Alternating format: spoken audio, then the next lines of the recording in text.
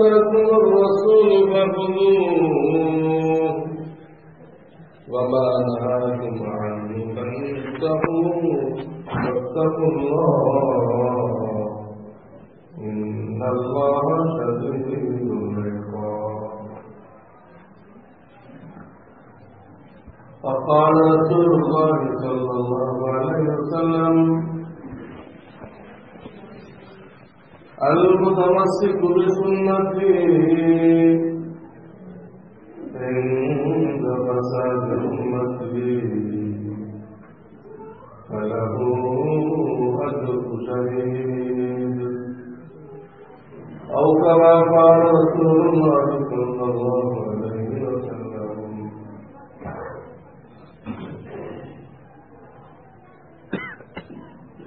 علماء کرام আমার কোরআন সুন্নাহর আশিক, নবীজির আশিক, নবীজির সুন্নতের আশিক মুসলমান। আজকে আল্লাহ রাব্বুল আলামিন দয়া করে এই মজলিস সুন্নাহ মাদ্রাসার ওসিলায় আমাদেরকে এই মাহফিলে ইতিকাফের নিয়তে আল্লাহর ঘরে কিছু দিন আলোচনা শোনার তৌফিক দান করেছেন। আলহামদুলিল্লাহ। আল্লাহর নিয়ামতের যত শুকর আদায় করব, আল্লাহ নিয়ামতকে বাড়াইছেন। কোন এলাকায় মাদ্রাসা হওয়া, এটা সেই এলাকার সবচেয়ে বড় নিয়ামত। আলহামদুলিল্লাহ। দুনিয়াতে এতে বড় নিয়ামত আর নেই। ক্যান্টনমেন্ট হয় দেশ রক্ষা করার জন্য, চোর ডাকাতি করার জন্য ক্যান্টনমেন্ট না। কিন্তু দেখা যায় ওইগুলো এমনি পালায়, চোর ডাকাত এমনি পালায়। চোর ধরার জন্য কিন্তু ক্যান্টনমেন্ট হয়নি, চোর ধরার জন্য তো থানা। তো মাদ্রাসা কায়েম করা হয় ইসলাম কায়েম করার জন্য। আল্লাহর বান্দাদের মধ্যে, আল্লাহর জমিনে, পৃথিবীর সর্বত্র আল্লাহর দ্বীন কায়েম করার জন্য, নবীর সুন্নাত প্রচার করার জন্য মাদ্রাসা কায়েম হয়। কিন্তু যে এলাকায় কায়েম হয় সেই এলাকায় কিন্তু আর কোন বেদাতি ভণ্ড, মানুষের দ্বীন ইমান নষ্ট করে, এরা কিন্তু কেউ টিকতে পারে না। অটোমেটিক ওই এলাকার লোকদের দ্বীন ইমানের হেফাজত হয়ে কায়েম করা হয়েছিল ইসলাম কায়েম করার জন্য। কিন্তু দ্বীনের লাইনে যে চোর টাকা ছিল তারা ওই এলাকায় থাকতে পারবে না। এই এলাকার ভাইদের ইমান আমল তারা শিখতেও পারবে এবং দ্বীনের লাইনে যে ডাকাত তাদের থেকে ইমান রক্ষাও করবে। এবং তারা এই মাদ্রাসায় ছেলে দিয়ে সহযোগিতা করে, তারপরে আর্থিক সহযোগিতা করে, দোয়া দিয়ে সহযোগিতা করে, সমর্থন দিয়ে সহযোগিতা করে। সমর্থনটা বড় জিনিস। অনেকে উল্টা মন্তব্য করে, জঙ্গি তৈরি করতে না বলে, নাও জঙ্গি আপনার কোনো গলত কখনো এই কওমি মাদ্রাসা, দেওবন্দি মাদ্রাসা জঙ্গি তৈরি হয়। তাহলে তুমি যেটা বলতেছ তো নাস্তিক মোস্তাদের স্লোগান, তারা এই 10-15 বছর ধরে স্লোগানটা দিয়ে আসছে। কিন্তু আল্লাহ রাব্বুল আলামিন সম্প্রতিকালে কিছু ঘটনা ঘটায় ওই নাস্তিক মোস্তাদগুলোর মুখ কালো করে দিচ্ছে। গুলশানে ঘটছে, কল্যাণপুর ঘটছে। এসব ঘটনার মধ্যে আল্লাহর মেহেরবানি, এই কওমি মাদ্রাসার কোন একজন লোক জড়িত না। ওই জাকির নায়কের পিসি স্কুলের লোক, প্রাইভেট ভার্সিটির লোক, এদের সস্তা একটা স্লোগান শিখাই দিচ্ছে, কোথায় দান দিতে হবে, কোথায় দান না দিতে হবে, একটু এলেন তো ওদের কাছে নেই। কোথায় দান দিতে হবে তো এলেন না, তো দান দিলে কি শহীদ হয়ে, ফাঁসি হইলে কি শহীদ হয়ে যায়? ইমান শহীদ নেই, ফাঁসি হয়ে গেল তো শহীদ হয়ে গেল। সস্তা স্লোগান কি শিখেছে? টাকা নাও, অস্ত্র নাও, বোমা নাও, অমুক খাটাও, বাঁচলে গাজী, বললে বিনা হিসাবে ভুলতে কাজ চলে যাবে।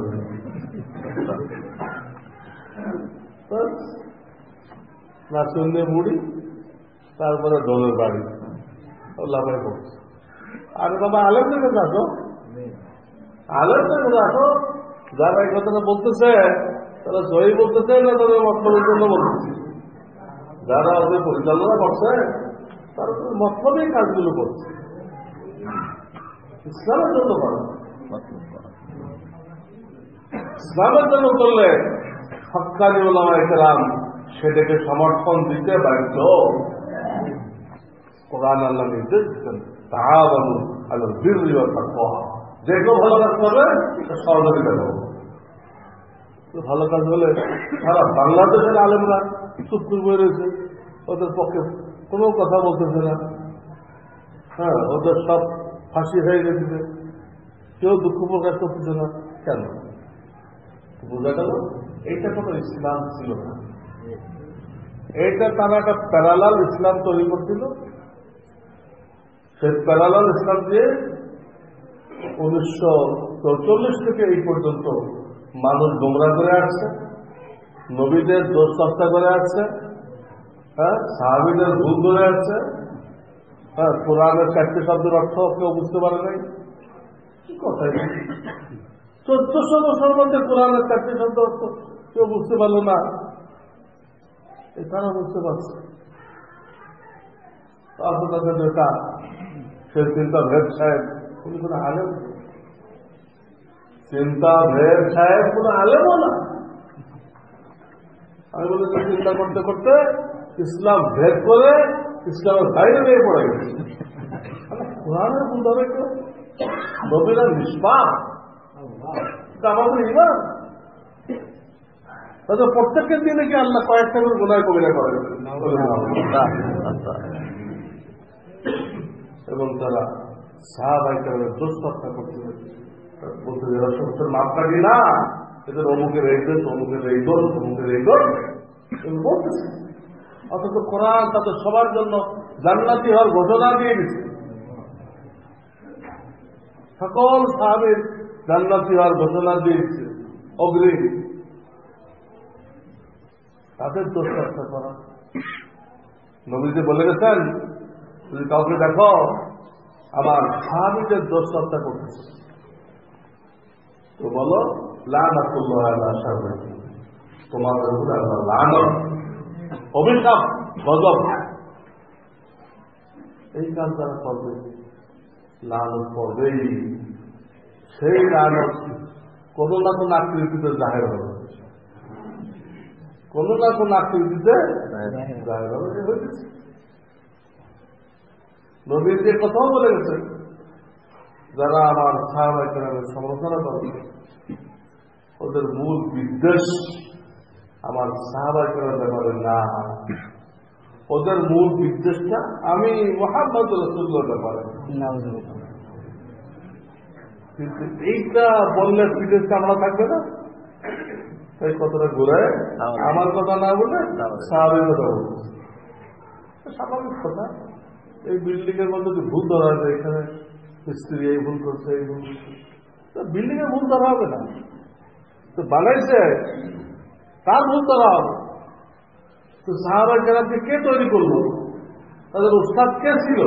মুহাম্মাদুর রাসূলুল্লাহ ওয়াল্লাযীনা মা'হু আশিদ্দাউ আলাল কুফফার রুহামা تراهم ركعا سجدا يبتغون فضلا من الله ورضوانا سيماهم في وجوههم من أثر السجود কত কথা আল্লাহ সাহাবা কেরামের প্রশংসায় এই জায়গাটার মধ্যে বললেন। আল্লাহ একটাকে প্রশংসা করতেছে আর এরা ভুল আবিষ্কার করতেছে।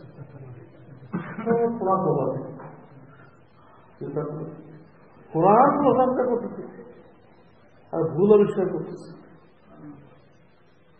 তো নবীজি বলে গেছেন আমান আবগাযাহুম ফাবিবুগদি আবগাযাহুম, আমার সাহাবা কেরামের দোষটা করলে বুঝবা ওর মূল বিদ্বেষ আমি মুহাম্মদ রাসূলের ব্যাপারে। আমাকে যে মহব্বত করবে আমার সাহাবা কেরামকে মহব্বত করবে। কেন? মুহাম্মদ রাসূলুল্লাহ 23টা বছর ধরে এই লোকগুলোকে তৈরি করছেন। কয় বছর? 23 বছর। কত কোরবানি তারা তৈরি করছে, বাড়ি ঘর সব ছেড়ে ফকির হয়ে চলে এসেছে।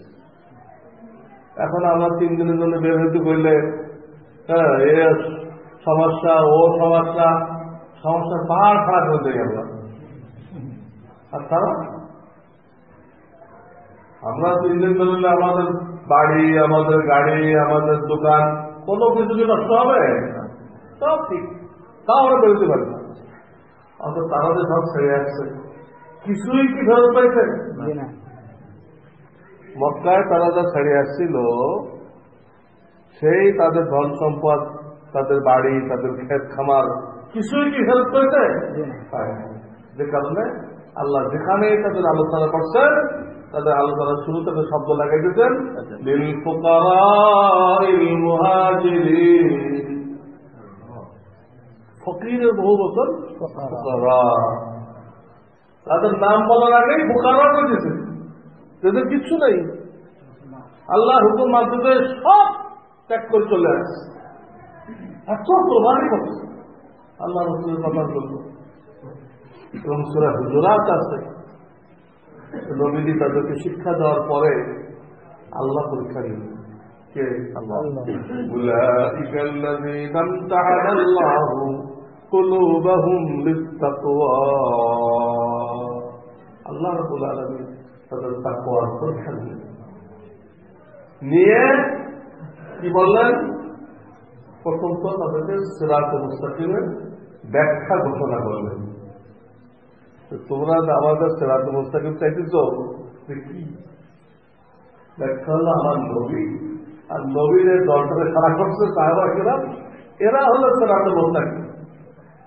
এই ব্যাখ্যা দেয় নাই যে সিরাতুল মুস্তাকিম কি? কোরআন সুন্নাহ।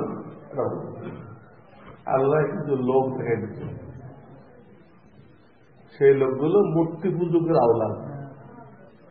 ওই জামানায় কিন্তু নবীর আওলাদও ছিল, ইহুদ আর নাসারারা নবীর আওলাদ।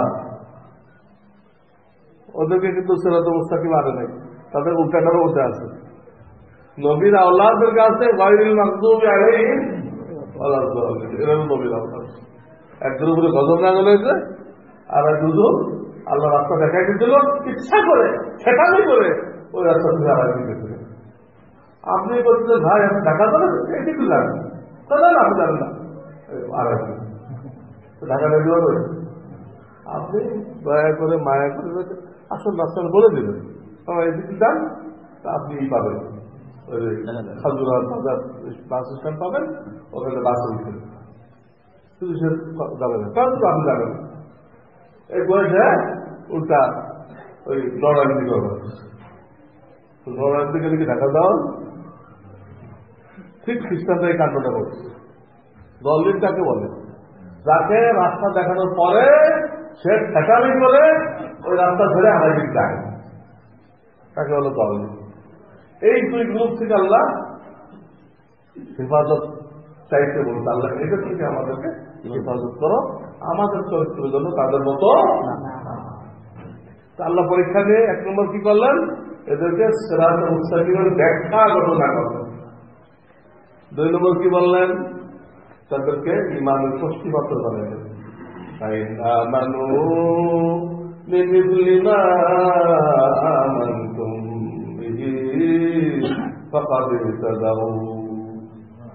দুনিয়ার মানুষেরা যদি আমার নবীর সাহাবীদের ইমানের মতো ইমান আনে তখন তারা হেদায়েত পাবে। এখানে কিন্তু নবীকে তো কেন আসলে নবীরটা যা, সাহাবাদেরটাও যা। আমি যদি নামাজ শিখাই আমি যা বলবো, আমার সাগররা তাই বলবো। আমি উপর ভিন্ন তরিকা, আমার ছাত্র আর এক তরিকা, দেখা যাবে।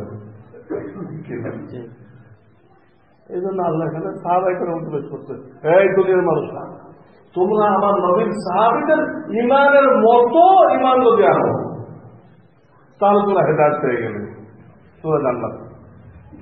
فإن آمنوا بمثل ما آمنتم به فقد اهتدوا। প্রথম পারা সূরা বাকারা।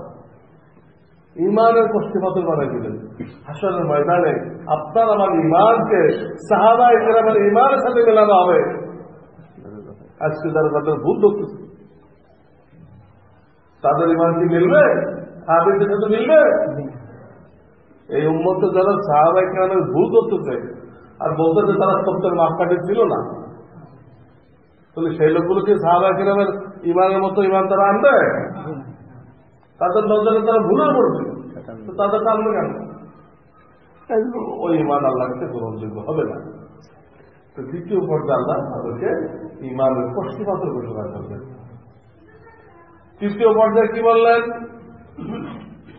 والسابقون الأولون من المهاجرين والأنصار والذين اتبعوهم بإحسان رضي الله عنهم ورضوا عنه وأعد لهم جنات تجري تحتها الأنهار। 11 পারা সূরা তাওবা। এখানে আল্লাহ বলতেছেন আমার নবীর সাহাবায়ে কেরাম যারা আনসার ও মুহাজির, আনসার এরা কিয়ামত পর্যন্ত এদেরকে যারা ফলো করবে, আল্লাযীনা তাবাউহুম বিইহসান, তাদের ফলো করবে। তো সত্য মাপকাঠি না হলে ফলো করতে করতে গেল, অনুসরণ করতে করতে গেল, ফলো করবে। কি হবে তাদের? রাদিয়াল্লাহু আনহুম, আল্লাহ তাদের রাজি হয়ে গেছেন, খুশি হয়ে গেছেন। ওয়ারাদু আন, তারা আল্লাহর পরে খুশি হয়ে গেছে। এই কথাটা বলা জরুরি ছিল না। আমরা হলো গোলাম, আল্লাহ হল মালিক। মালিক খুশি আছে কিনা এটা হলো বড় কথা, গোলাম খুশি আছে কিনা এত বড় কথা। কিন্তু আল্লাহ দয়া, আল্লাহ দয়া সাহাবায়ে কেরামকে মাননেওয়ালা বান্দাকে সম্মান দেওয়ার জন্য আল্লাহ ওটা বাড়াই দিচ্ছে, ওটা বাড়াই দিচ্ছে। শুধু আমি রাজি হই নাই, আমি তাদেরকে এমন নেয়ামত দিচ্ছি তারা আমার ঘরে চলবানে রাজি হয়ে গেছে, আর কোনো দাবি দেওয়া নেই, তারা রাজি। এবং আল্লাহ এদের সকলের জন্য, আনসার মুহাজির আর তাদের ফলোয়ার, তাদের সকলের জন্য প্রস্তুত করে রেখেছেন। এই না বিচার হওয়ার পরে আল্লাহ তড়িগুড়ি করে আমাদের জান্নাত তৈরি করে দেবেন। হ্যাঁ, কারো স্বাদ হয় নাই, কারো কলর হয়নি, আগেই তো আ'আদ্দালাহুম জান্নাতিন তাজরি তাহতাহাল আনহার। বিল্ডিং তো থাকবেই, স্বর্ণরূপাধি মুসলা আম্বারের গাছগুলি থাকবে, কত হাজার রকম ফল, সেই ফলের বাগানের নিচ দিয়ে নাহার প্রবাহিত হয়ে গেছে। এর কিছু নমুনা এখনো দেখা যায় কাশ্মীরের মধ্যে, ভূস্বর্গ বলা হয়, ফলের বাগান, বাগানকে বাগান, আর ভিতর যে মিঠা পাবে নাহার, মিঠা, এত মিঠা লব তাদের পানি হচ্ছে এই নাহারগুলো। একটু নমুনা আছে, তো জান্নাতের মতো হবে না, জান্নাত তো অনেক, তো আমাদের কল্পনার বাইরে। এই জান্নাত, এই বাগান তাদের জন্য তৈরি করে। তো তৃতীয় পর্যায়ে কি ঘোষণা করলেন? এই সাহাবায়ে কেরামকে যারা ফলো করবে তাদের প্রত্যেকের জন্য আল্লাহ রাজি হয়ে গেছে এবং জান্নাত প্রস্তুত করে রাখছে। তাহলে পরীক্ষায় পাস করলো কিনা? পরীক্ষা কিন্তু রাসূলুল্লাহ নেই, কে দিচ্ছে? আল্লাহ। পরীক্ষা আল্লাহ দিচ্ছে, আল্লাহ দিচ্ছে। রসুল নিলে এক শ্রেণীর লোক দুনিয়া আছে, হ্যাঁ, তারা মূলত রসুল বিদ্বেষী। রসুল বিদ্বেষী প্রকাশ করে না, প্রকাশ করে সাহাবায়ে কেরামটা পারে। ওই রসুল বিদ্বেষী লোকগুলো একটা অভিযোগ করতো, ও আপনার ছাত্র, তাই আপনি বেশি বেশি নাম্বার দিয়ে সব পাস করাই দিতেন, হ্যাঁ, সুনাম পোড়ানো জন্য। বুঝছি আমরা রসুলের দুশ্মনরা এই কথাটা বলতো যে আপনার ছাত্র, আপনি পড়েছেন, আপনি খাতা দেখছেন, সবাই 100 গুণ নাম্বার দিয়ে দিচ্ছেন, এর কি ফজিলত? রসুল বিদ্বেষী লোকরা এই কথাটা বলতো না, বলতো না?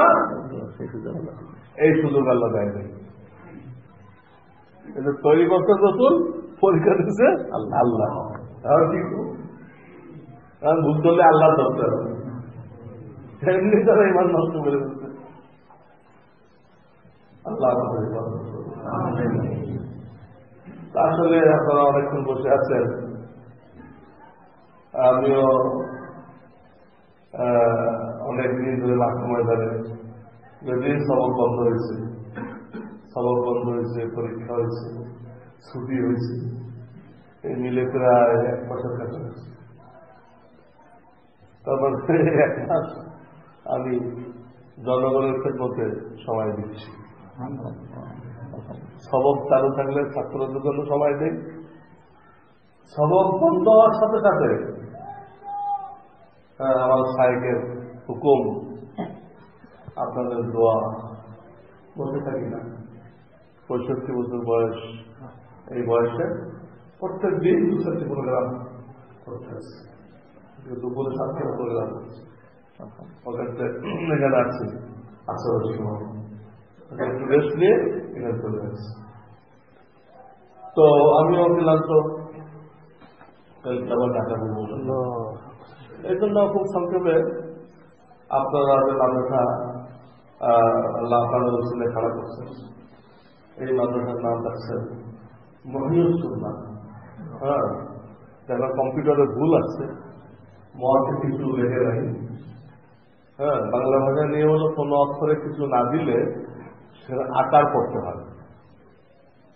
কোন অক্ষরে কিছু না দিলে আমি লিখি মনসুরুল হক, কিন্তু এইভাবে পড়তে হবে না, কি পড়তে হবে? মনসুরুল হক। আর আকার দেয় কোথায়? একটু টান আছে, সেখানে আকার দেওয়া হয়। আর জেরে টান থাকলে দীর্ঘিকার দেয়, পেশে টান থাকলে উল্টা পেশ আছে, উল্টা পেশ থাকলে দীর্ঘকার। এই দীর্ঘ মানে মাদ, আর মাঝখানে আবার মাদ করে পড়তে হবে। মাদ মাদ খাওয়ার মত না, নাও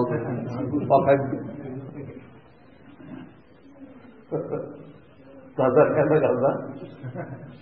গাজা তো আসলে গেজা, গেজা মানে খানা। আসল করে কোনো খানা না, অখাদ্য, অখাদ্য। এইটা চালু করার জন্য তারা লোকেরা নাম দিল গেজা। দুনিয়াতে কোনো খানা থাকলে এইটা হলো সেই খানা। অখাদ্যের নাম রাখবে কি? অনেক লোক থাকে কালো ফুসফুসে, কিন্তু নাম রাখা হয় কাঙ্গাল দিয়ে। কি নাম রাখা হয়? তার মনে আর দুঃখ থাকে না, কালো ফুসফুসের বলতে কি আমার নাম তো রাঙ্গালি, নাম তো কি রাঙ্গালি। এরকম তসমিয়াত শাহিদ যাই হোক, কম্পিউটারের চেষ্টা ওঠে নাই, নোটপাটা ওঠে নাই, তা ঠিক করে দেবেন। সুন্নত জিন্দা করনে ওয়ালা, কোনো কিছু হরকত না দেন, যে যেমন আকার সুকার না দেন, তাহলে পড়া হবে মাহিউল সুন্নাহ, অর্থাৎ হবে সুন্নত মিটানে ওয়ালা, সুন্নত দাফন করনে ওয়ালা। আরবি ভাষা দেখেন না, একটু জের জবর একটু কোথায় নেই অর্থ দাঁড়ায়, কোথায় সুন্নত জিন্দা করনে ওয়ালা আর কোথায় সুন্নত দাফন করনে ওয়ালা, একদম উল্টা, একদম উল্টা। এক আল্লাহর বান্দা হাদিসের কিতাব লিখছিল, সেই কিতাব আমরা ক্লাসে পড়াচ্ছি,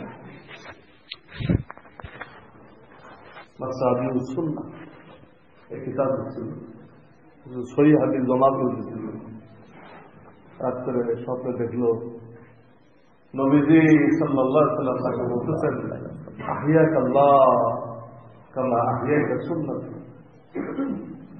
আল্লাহ তোমাকে জিন্দা রাখুক, বলে কালকে কিয়ামত জিন্দা থাকবে, অমর করে রাখবে, এইগুলো জিন্দা রাখুক। যেমন তুমি আমার সুন্নতকে, অনেক সুন্নত মুদ্রা হয়ে গেছিল, সমাজে আলোচনা ছিল না, সেইগুলোকে জিন্দা করে দিচ্ছ, তুমি আমার সুন্নত জিন্দা করছো, আল্লাহ তোমাকে জিন্দা রাখুক, অমর করে রাখুক। স্বয়ং নবীজি তাকে স্বপ্নে এই কথাটা বললেন। এই স্বপ্ন যখন জানাজানি হয়ে গেল কোনোভাবে, তখন সমস্ত উলামায়ে কেরাম তাকে টাইটেল দিল যে এখন থেকে আপনার নাম হলো মহিউস সুন্নাহ। ওই ব্যক্তির নাম কি দিল? মহিউস সুন্নাহ। সুন্নত জিন্দা করার কারণে আল্লাহ রাসূল নাম দিল মহিউস সুন্নাহ।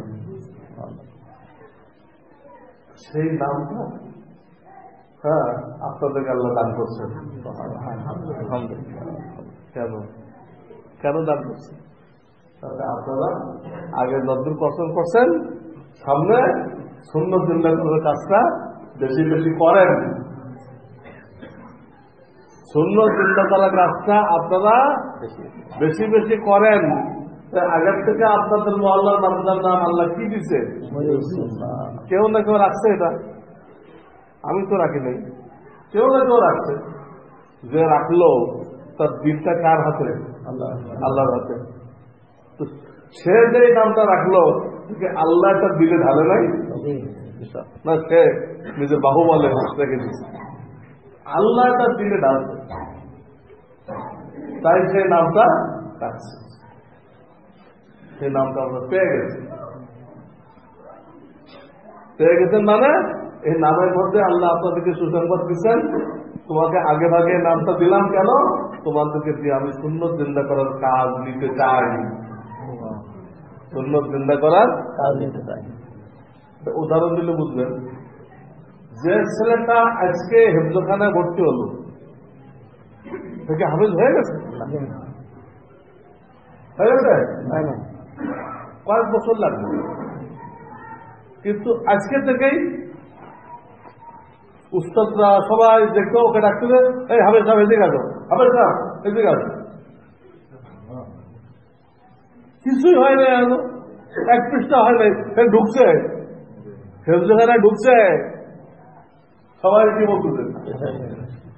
এটা কেমন জন্য? তার জন্য সবাই দোয়া দিচ্ছে। কি দিচ্ছে? দোয়া দিচ্ছে, আল্লাহ তোমাকে হাফেজ বানায় দিক। ওকে তোরা সবাই হাফেজ হওয়ার আগেই হাফেজ সাহেব ডাকতেছে, আপনাদেরকে আল্লাহ আগে ভাগে এই টাইটেল দিয়ে দিতে, এই মহল্লাবাসী এলাকাবাসী এরা সব মহিউস সুন্নাহ। আল্লাহ এদেরকে যে বিশাল এক কাজ দিবে, সুন্নতকে পুরো বাংলাদেশ না বিশ্বের আনাতে কানাতে ছড়াই দিবে, সুন্নতকে ছড়াই দিবে।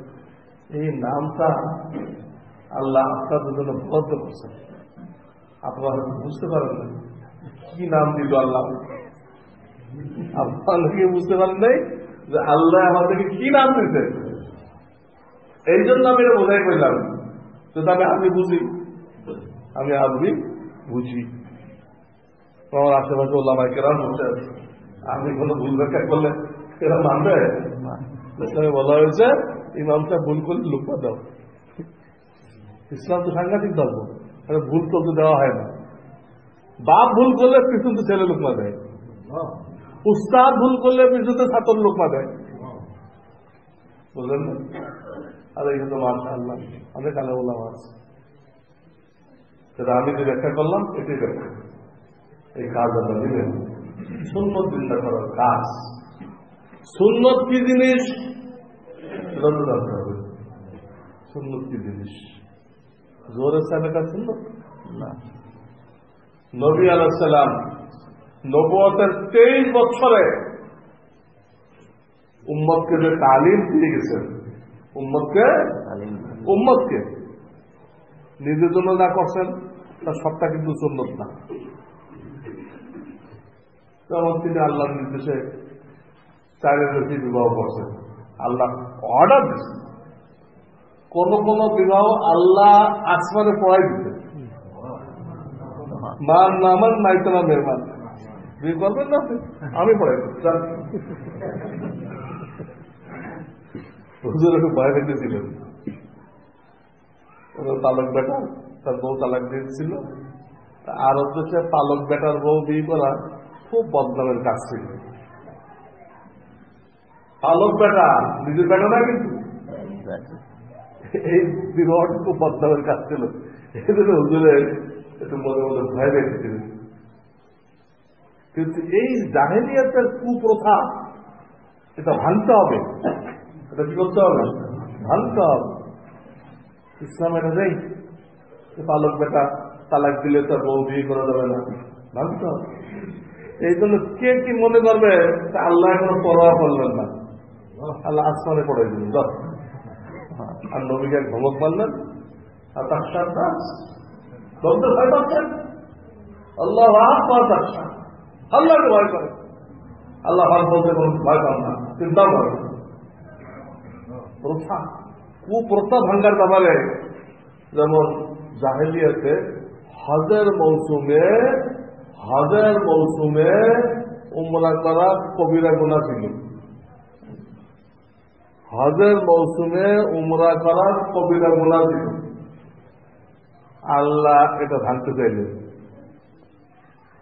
এই জন্য নবীজির যে ময়দানে এহরাম মারলেন, ওখানে রাত করে ফেরেশতা আসছে, জিবরাইল আলাইহিস সালাম, উনি বলে দিয়ে গেছেন যে উমরা তুমতি হাজ্জাতিন, এখন থেকে উমরা হজের মধ্যে দাখিল হয়ে গেছে।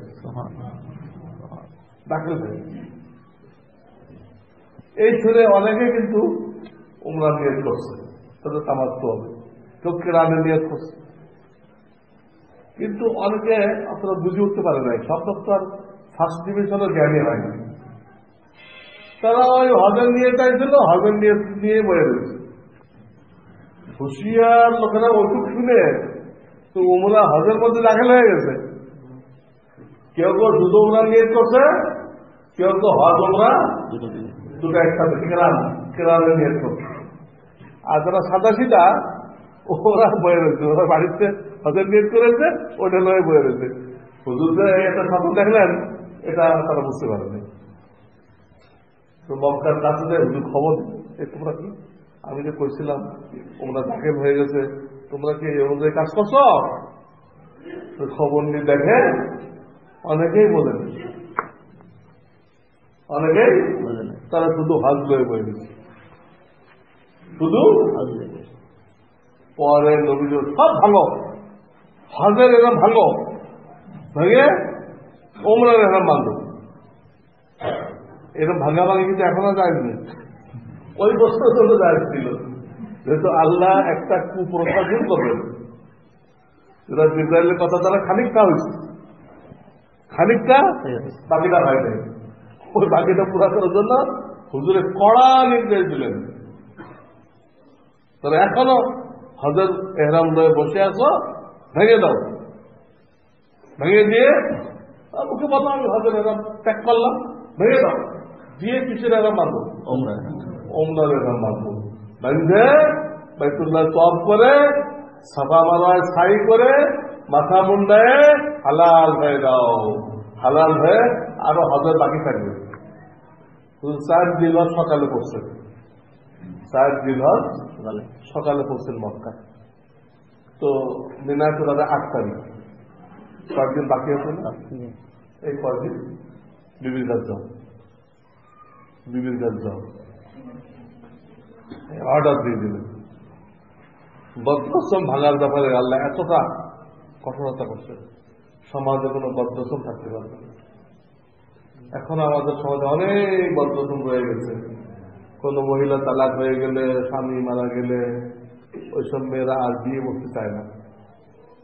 ওই হিন্দুদের কথাটা নকল করে, আর বিয়ে তো একবার হয়, বিয়ে তো জীবনে একবার হয়, একবার তো হয়ে গেছে, আর বাকি জীবনে এইভাবে পার করে দেবে। এই যারা করবে এরা নবীদের সাফাত পাবে কিনা সন্দেহ। সেটা হিন্দু ধর্ম পালন করলো, হিন্দু ধর্ম চিন্তা করলো, তার উচিত অন্য স্বামী গ্রহণ করা। এটা ইসলাম, কোরআন আদেশ করছেন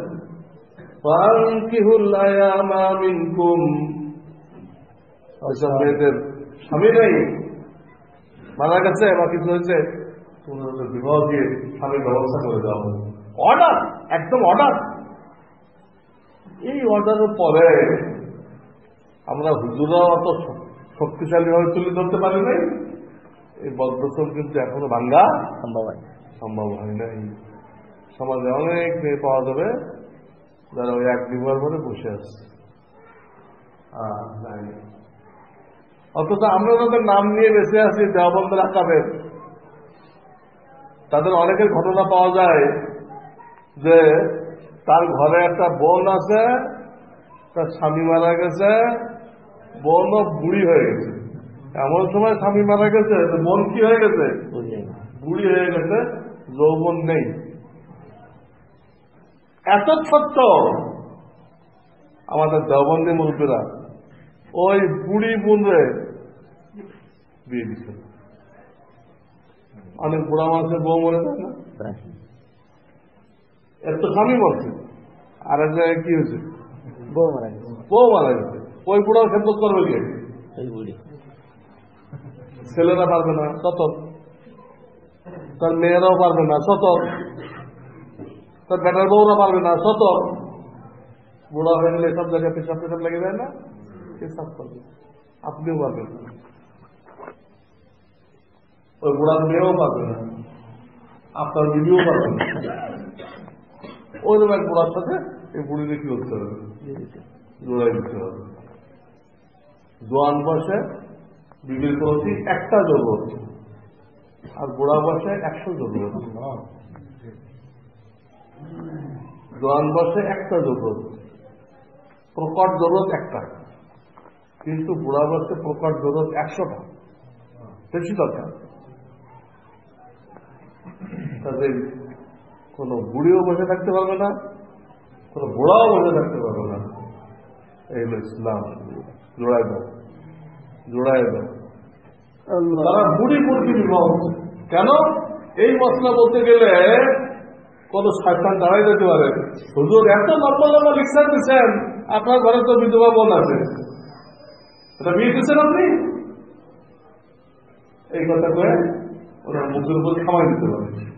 লম্বা লম্বা লিখছেন দিচ্ছেন, আপনার ঘরে বিধবা বোন নেই, এই কথাতে বোন বলতে না পারে, বোনকে বুঝায় তুমি বিবাহ করলে একটা বিরাট কুপ্রথা দূর হবে, আমার বয়ানের মধ্যে তাসির পয়দা হবে, লোকেরা গ্রহণ করবে, ইসলাম কায়েম হবে।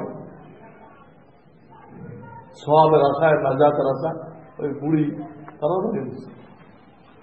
আমি দেখেন যে এখনো কুপ্রথা আছে, এখনো কি আছে? কুপ্রথা আছে, আমরা দূর করতে পারি। আরেকটা কুপ্রথা হলো ইসলাম যাদের জরুরত আছে তাদের একাধিক বিবাহ করতে গেছে। হার জামানায় মেয়ের সংখ্যা বেশি থাকে, খ্রিস্টানদের দেখা দেখি এমন একটা কুপ্রথা হয়ে আছে যে কোন বুজুর্গ যদি একটা বিবাহ করে তো পাবলিক মনে করে সব বুজুর্গই খতম হয়ে গেছে, উনি মোটামুটি কাপড়ের কাছাকাছি চলে গেছে। অথচ কোরআনে এক বিবাহের কথা বলে নাই। যেখানে বিবাহের আলোচনা আছে সেখানে আল্লাহ শুরু করতেন 2 দিয়ে, فانكحوا ما طاب لكم من النساء مثنى وثلاث ورباع। তোমার তৌফিক অনুযায়ী 2 জনের বিবাহ করো, 3টা করো, 4টা করো, এক কোথায় পেলে।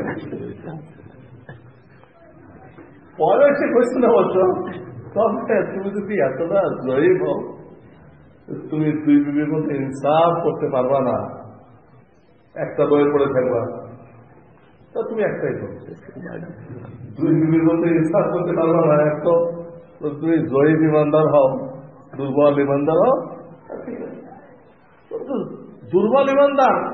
কারণ আপনারা বাংলাদেশের সব কি দুর্বল ইমানদার? হ্যাঁ, কেউ মজবুত ইমানদার নেই মধ্যে, দুর্বল ইমানদার তো এটা কইছে। কিন্তু আমরা সবাই পড়ে গেছি করতে পারি দুর্বল ইমানদারের কাছে।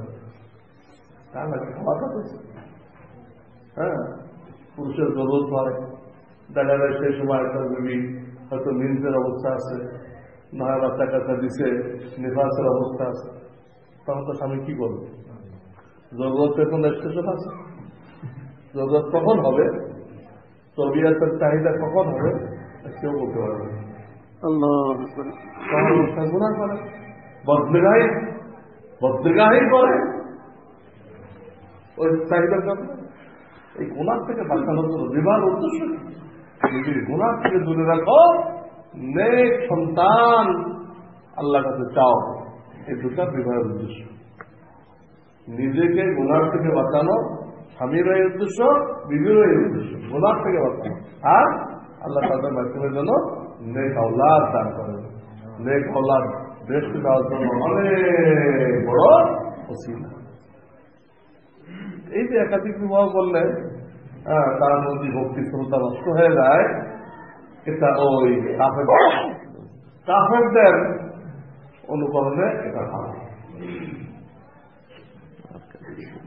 আমাদের আগে অনেক আগে পূর্বপুরুষ যারা ছিল তারা হিন্দু ছিল, ওই হিন্দুয়ানি স্বভাব কিছু কিছু রয়ে গেছে। আমরা ভিন্ন ভিন্ন প্লেটে খাই না, ওই হিন্দুয়ানি ইসলামে নেই। নবীজি বলতে যে কুল মিম্মা আলিক, তখন খানা খাও তোমার দিক থেকে খাও।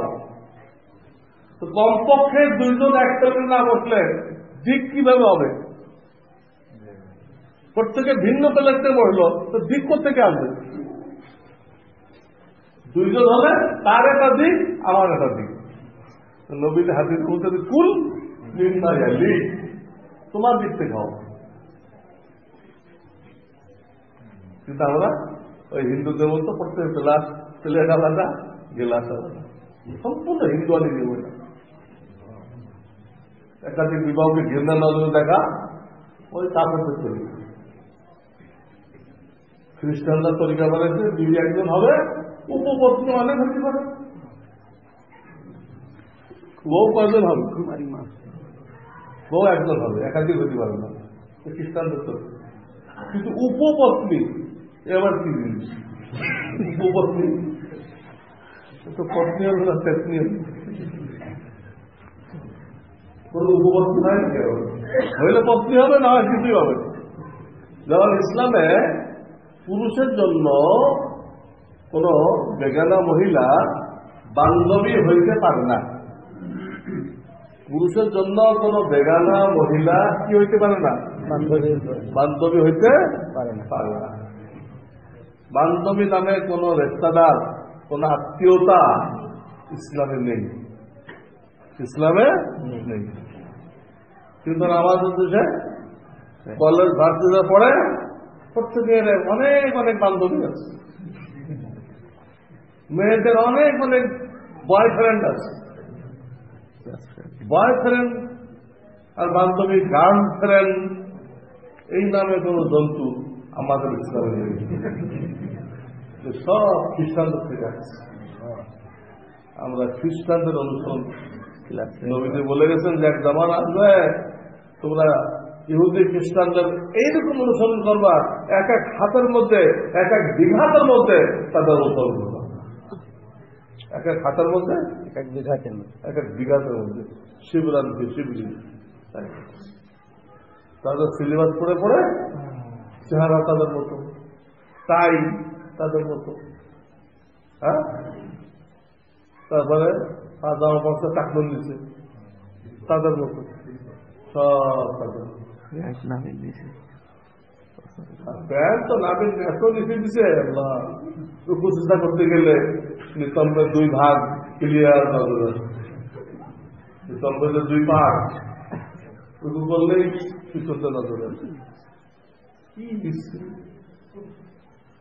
এই যুবকদের নবীকে বোঝা যায় না, আমাদের নবী তো মুহাম্মদ রাসূলুল্লাহ। আমাদের যুবকরা ওই খেলোয়াড় থেকে নবী বানে, অথবা কোন ওই যে চিত্র তারকা তো না, এগুলো হলো জুলুমা, এই জুলুমা থেকে নবী মানে এ থেকে নবী মানে। আজকাল টাকার চুল কাটা আজিব তরিকা ফেলেছে, তো চুল দিতে খাটো উপরে কুটার পালার মতো একটা পালা, খড়কুটো পালা যায় না গ্রাম থেকে, সারা বছর গরুকে খাওয়ায়, তো উপরে কুটার পালা কলকাতা, আর সাইড দিয়ে কাটছে, ওখানে কাটে কোন খেলোয়াড় মানে এভাবে কাটছে না, ওরা দেখে আমাদের যুবকরা দোষটা ওদের না, দোষটা আমাদের।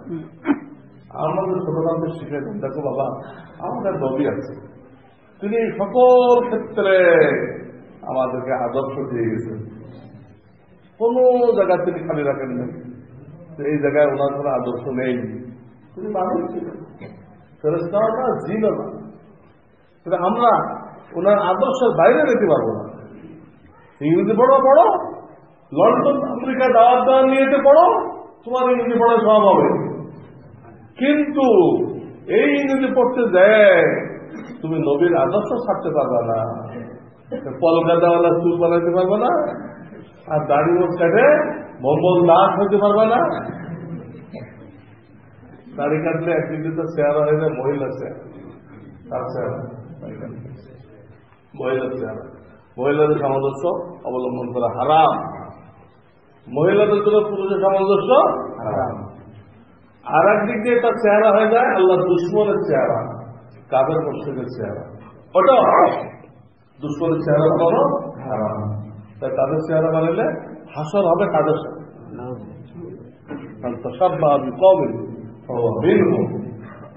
কটা সমস্যা হলো? দুটা। 3 নম্বর সমস্যা, নবীদের জীবনে একটা দাড়ি কাটা লোক দেখছিল, বেদায়া নেহাতের ঘটনা আছে, পারস্যের দূত দেখে মুখ ঘুরাই দিচ্ছে, মক্কার কাফের ধরে দাঁড়িয়ে দিল, তারা মিল্লাত ইসমাইল মিল্লাত ইব্রাহিম তাদের দাঁড়িয়েছিল, এই একটা লোক দেখছিল, মুখ ঘুরাই দিয়ে বললেন তোমার চেহারাকে এত বিশ্রী বানাইতে কে বলেছে? মুখ ঘুরায় এই কথা বলবে, তোমার চেহারাকে এত বিশ্রী বানাইতে কে বলেছে? গাড়ি কাটলে কি চেহারা সুশ্রী হয় না বিশ্রী হয়? মুফতি শফি সাহেব লিখছেন কয়েকটা লোক দাঁড় করাও বিভিন্ন বয়সের গাড়ি হল, ওই বয়সের কয়েকটা লোক দাঁড় করাও কি গাড়ি ছাড়া। এবারে 2 নম্বর থেকে নজর করো, কাদের চেহারা শুরু করে প্র্যাকটিক্যাল দেখতে পেয়েছেন মুফতি শফি সাহেব মাআরিফুল কোরআন। অনেকে বাহানা বের করে বিবি সাহেব অনুমতি দেয় না, তো বিবি সাহেব বললেন দেখো তোমার মাথায় লম্বা চুল রাখা আল্লাহ নির্দেশ, আর আমার দাড়ি রাখা আল্লাহ নির্দেশ, এখন তুমি দাড়ি রাখতে মানা করো, আচ্ছা ঠিক আছে কিছুক্ষণ মানলাম, তো তুমি তোমার চুল মুন্ডাই ফেলো, তোমার মাথার চুল কি করো মুন্ডাই ফেলো, আমার দাড়ি থাকবে না, তোমার চুল থাকবে না, আমরা দুজন ফুটবল হয়ে যাবো, গেলে ফেরেশতারা আছে শর্ট দিবে, আমরা দিন রাজ্য ওদের জীবির অনুমতি দেয় না, জানবে চুল কেটে ফেলবে পুরা কথা মনে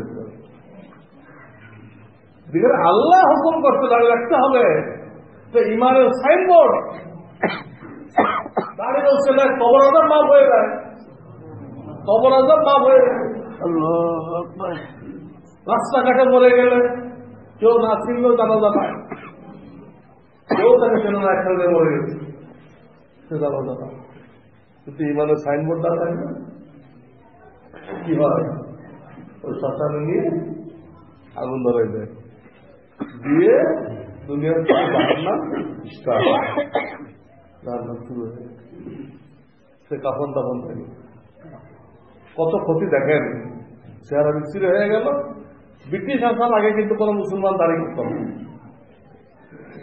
ইংরেজরা দাড়িওয়ালা লোক দেখলে ওদের পিলিয়ে কাঁপত, পিলিয়া দাড়িওয়ালা লোক রূপা গাছ নেশা দেখলে ওদের পিলিয়া কাঁপে। এই জন্য তারা প্ল্যান করছিল কি করে দাড়ি কাটানো যায়, প্ল্যান করছে দাড়ির উপরে ট্যাক্স করে। এমনি মুসলমান গরিব ছিল, খেতে পারে না, আবার ট্যাক্স করতে গিয়ে দিবে। এই শয়তানরা এইভাবে ট্যাক্স বসে তারা দাঁড়িয়ে গেছে। বুঝি যাও মূল কথা হলো তারা ভয় পায়, দাঁড়িয়ে কাটালো তার মতো এখানে ভয় পায় না, এটা আমার মতো মুসলমান হোক যেই হোক চেহারা তো তার মতো, এটা ভয় পাবে কেন দেখতে কিরকম। তাছাড়া দাঁড়িয়ে থাকা লোকদেরকে মহিলারা মহিলা মনে করে, পুরুষ মনে করেন। এই জন্য দাঁড়িয়ে থাকা লোক দেখলে ওরা ওদের মতো হাঁটতে থাকে, বেপরো হাঁটতে থাকে, কোনো পরিবর্তন নেই। আর যদি দাঁড়িয়েওয়ালা লোক আসে তাড়াতাড়ি গলার উন্নত গলায় কাছে রাখছে খুলে মাথার মধ্যে যায় টাকা শাড়িওয়ালা লোক আসছে মানে কি আসছে, পর্দা করতে হবে, পর্দা করতে হবে এর থেকে। দাঁড়িয়েওয়ালা লোক এটা দেখা আর এত বেটি বেটিতে কি পর্দা করবে, পর্দা করবে। আরেকটা সমস্যা হয়, প্রত্যেক শিশুদের দাবি তার একটা বাপ থাকবে দাড়িওয়ালা, একটা মা থাকবে দাড়ি ছাড়া, তো তাছাড়া আল্লাহ আমাকে দুটো না, বাপও আছে মাও আছে। এখন যদি বাপে দাড়ি না রাখে সে বাচ্চার অনুষ্ঠান হয়, বাপ কোথায় গেল, দুটা মা দেখতেছি বাপ নেই গেল, আমি কি এতিম হয়ে গেল আগের থেকে, সে নিজেকে এতিম ভাবতে হবে। আমার তো বাপ নেই, দুটাই তো মা। এই জন্য বাচ্চাদেরকে এতিম বানানো, পরেশান করা কিনা, এই জন্য দাঁড়িয়ে রাখতে হবে। রাখতে কোনো পয়সা লাগে না, রাখতে পয়সা লাগে, সময় লাগে, কত কিছু মানে মলম লাগাইতে হয়, অনেক কিচ্ছা। বলতেছিলাম সুন্নত মানে কি? সুন্নত মানে নবীজি উম্মতের জন্য যা বলছেন, উনি অতগুলো বিয়ে করছেন ওরা সুন্নত না, সেটা উম্মতের জন্য বলেন নাই, চারের বেশি বলেন, উম্মত তো চার বলবেন। সব হাদিসের কিতাবে আছে নবীজি এতগুলো বিবাহ করছে, ওটা সহি হাদিস, বুখারীর হাদিস, মানা যায় না, সেটা আমাদের জন্য বলেন নাই। আজকাল অনেকে দাবি করে সহি হাদিস মানবেন না কেন, ওদেরকে বলেন সহি হাদিস মানতে হবে, তার সহি হাদিস দেখাও, একটা হাদিস দেখাও যেখানে নবীজি সহি হাদিস মানতে করেছে। কোথাও হাদিস মানতে বলেন না, সুন্নত মানতে করেছে, সুন্নত মানতে করেছে। সুন্নত কোনটা? নবীজির সাথে সীমাবদ্ধ না, কোনো সাহাবীর সাথে সীমাবদ্ধ। হয়তো আলী রাদিয়াল্লাহু তাআলার জন্য গোসল ফরজ হয়েছে, এখনো গোসল করেন নাই কোন প্রয়োজনে, এই অবস্থায় মসজিদে প্রবেশ জায়েজ ছিল, একমাত্র হয়তো আলী। উম্মতরা কারোর জন্য জায়েজ নেই, আবু বকরের জন্য জায়েজ নেই। সহিহ হাদিস, কিন্তু এটা কি না, সুন্নাত না, সুন্নাত। এক সাহাবীকে বলছিলেন তুমি যদি কারোর পক্ষে সাক্ষী দাও আর দ্বিতীয় কোনো সাক্ষী লাগবে না, মান শাহিদা লাহু খুজাইমা ফাহুয়া হাসবু। কিন্তু আবু বকর যদি দেয় এক সাক্ষী দিয়ে ফয়সালা করা যাবে না। খুজাইমা থেকে লাখো উপরে আবু বকর হবে, দুজনে, তার জন্য কাজ। এটা সহিহ হাদিস, কিন্তু কি না সুন্নাহ। আর এক সাহাবী আবু বুরদা ইবনে নিয়ার, তাকে বললেন, ওনার ভাগে পড়ছিল একটা ছাগল, এটা বছর পুরা হয় না। ওনাকে বললেন এইটা দ্বারা কুরবানি তোমার হবে, কিয়ামত পর্যন্ত আর কারো হবে না। আবু বুরদা ইবনে নিয়ার, সহিহ হাদিস, কিন্তু আর কারো হবে না।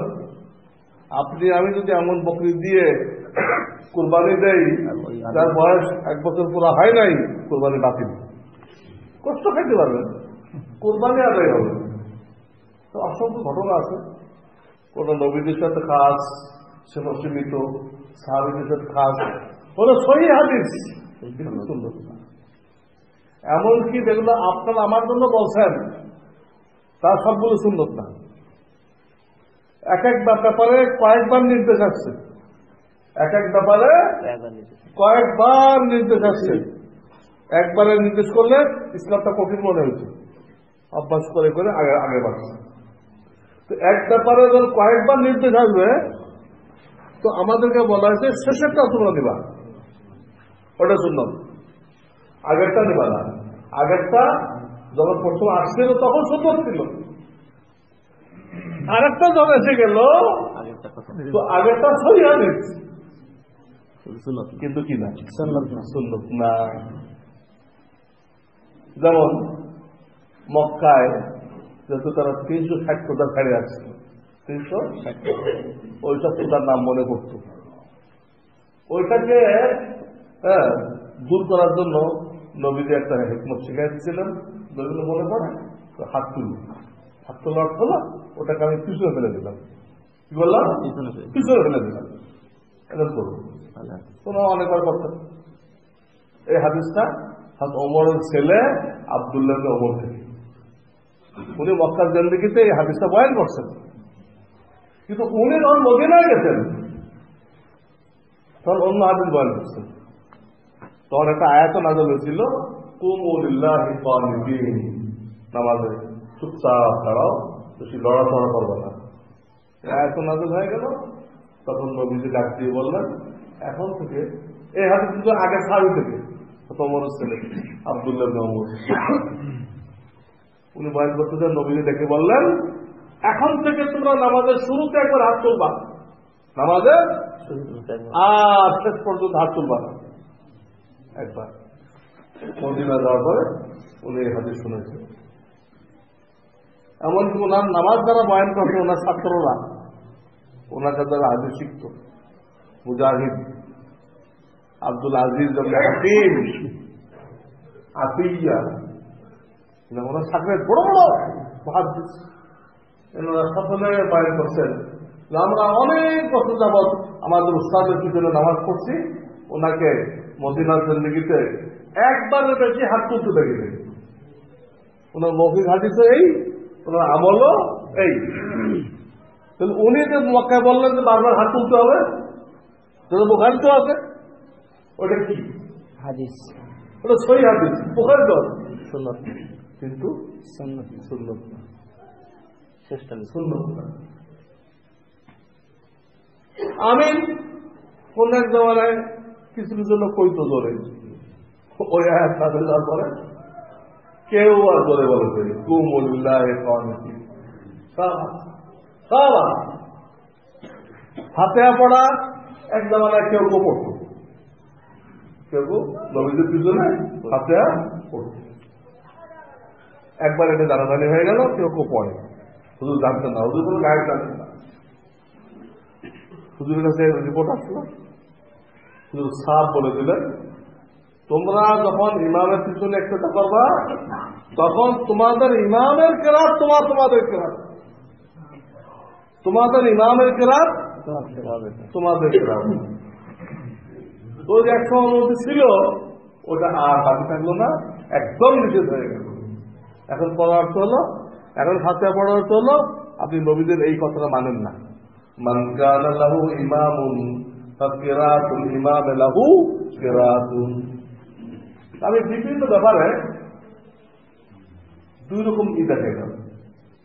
আমি এক সময় ধরে বলছি, কেউ পরে কেউ বলে নাই।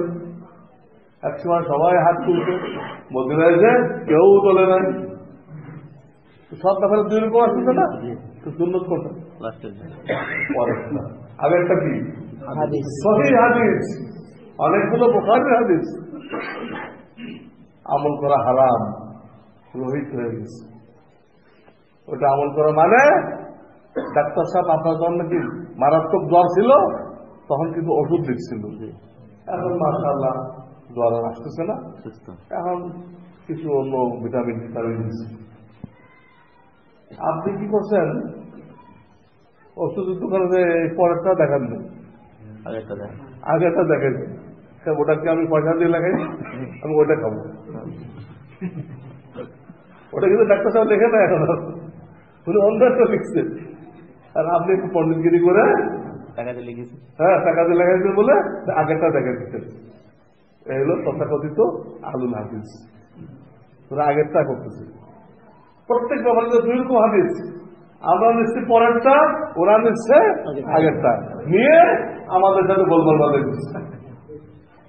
হ্যাঁ, হাদিস আছে, তোমরা মানো না কেন? আছে তো সহিহ হাদিস, কিন্তু সুন্নত না। নবীজি আমলের প্রশ্নে কোনো সময় হাদিস বলেন না, আমলের প্রশ্নে সব জায়গায় হাদিস। মান আহাব্বা সুন্নতি ফাকাদ আহাব্বানি ফাইন্নাহু মান ইয়াইশ মিনকুম বা'দি ফাসাতারাউনা ইখতিলাফান কাসীরা ফা'আলাইকুম বিসুন্নতি ওয়া সুন্নাতিল খুলাফা'iর রাশিদিন। সব হাদিস। আল মুতামাসসিকু বিসুন্নতি সব জায়গায় কি? সুন্নাত। কিতাবুল্লাহি ওয়া সুন্নাতু রাসূলিহি কি বলতেছে? সুন্নাত। মান আকালা তাইয়িবান ওয়া আমিলা বিসুন্নাতিন ওয়া আমিনান নাস দাওয়াইহু দাখালাল জান্নাহ। কি করবে? সুন্নাত। আমিলা বিসুন্নাত।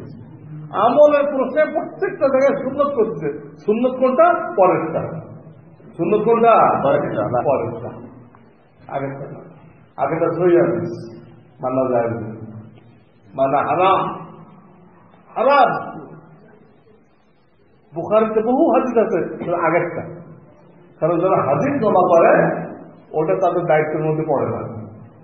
তারা 23 বছরে যা ঘটছে যদি সনদ সহিহ হয় তারা আনবে, ইসলামের ইতিহাস হিসেবে সব লয়ে আসবে।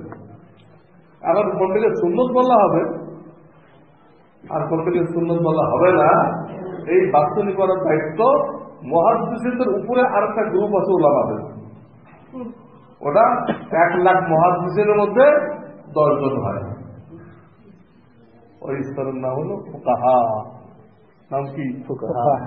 ওদের দায়িত্ব এই বাস্তবায়ন করা, করতে সর্বশেষ ওইটা বাছনি করে উম্মতের সামনে রেখে দিচ্ছে। তারা হাদিসের কিতাবকে বাছনি করে উম্মতের সামনে রেখে দিচ্ছে। বাছনি করলো, হাদিস তো সাগর, ওইখান থেকে বাছনি করে সুন্নত আলাদা করতে হবে। আলাদা করার পরে কেউ সুন্নত হিসেবে নাম রাখলো, কেউ ফিকহ হিসেবে নাম রাখলো। ফিকহ আর সুন্নত এক কথা, ফিকহ আর সুন্নত এক কথা।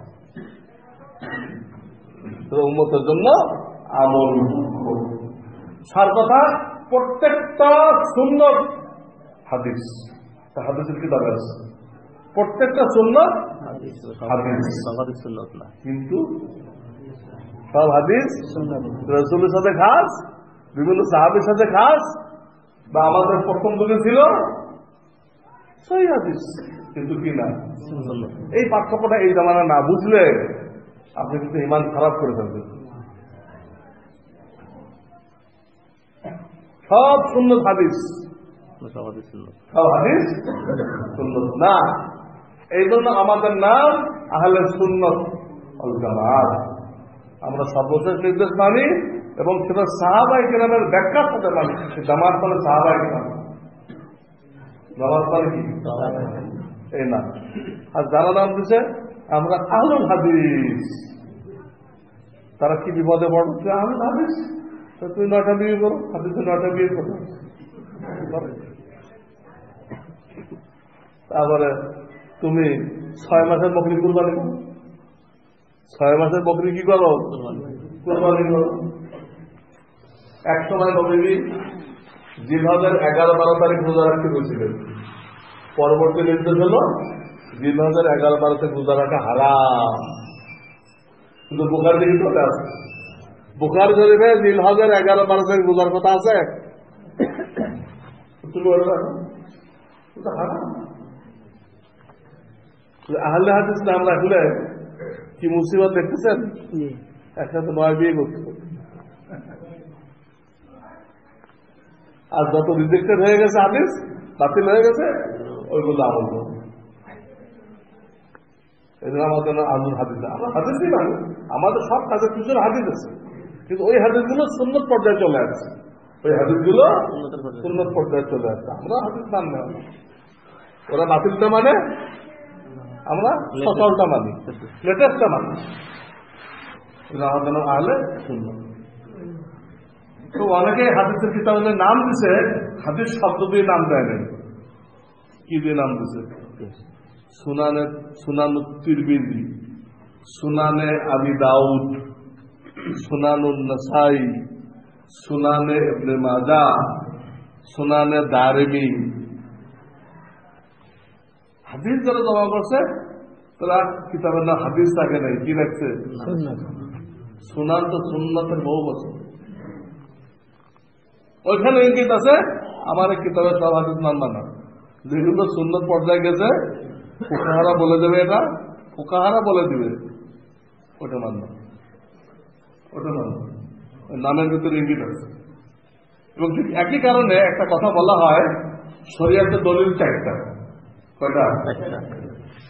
কোরআন, সুন্নাহ, হাদিস না সুন্নাহ। হাদিস করতে লাগে তাহলে 9 বিয়ে করতে হবে। সুন্নাহ, কোরআন, সুন্নাহ, ইজমা, আতিউল্লাহ, কোরআন, আতিউর রাসূল, এটা সুন্নাহ। ওয়া উলিল আমরি মিনকুম, ইজমা। ফাইন তানাযাতুম ফি শাইইন ফারুদ্দুহু ইলাল্লাহি ওয়া রাসূলিহি। উলিল আমর যদি এক সিদ্ধান্ত দেয়, এটা নাম ইজমা।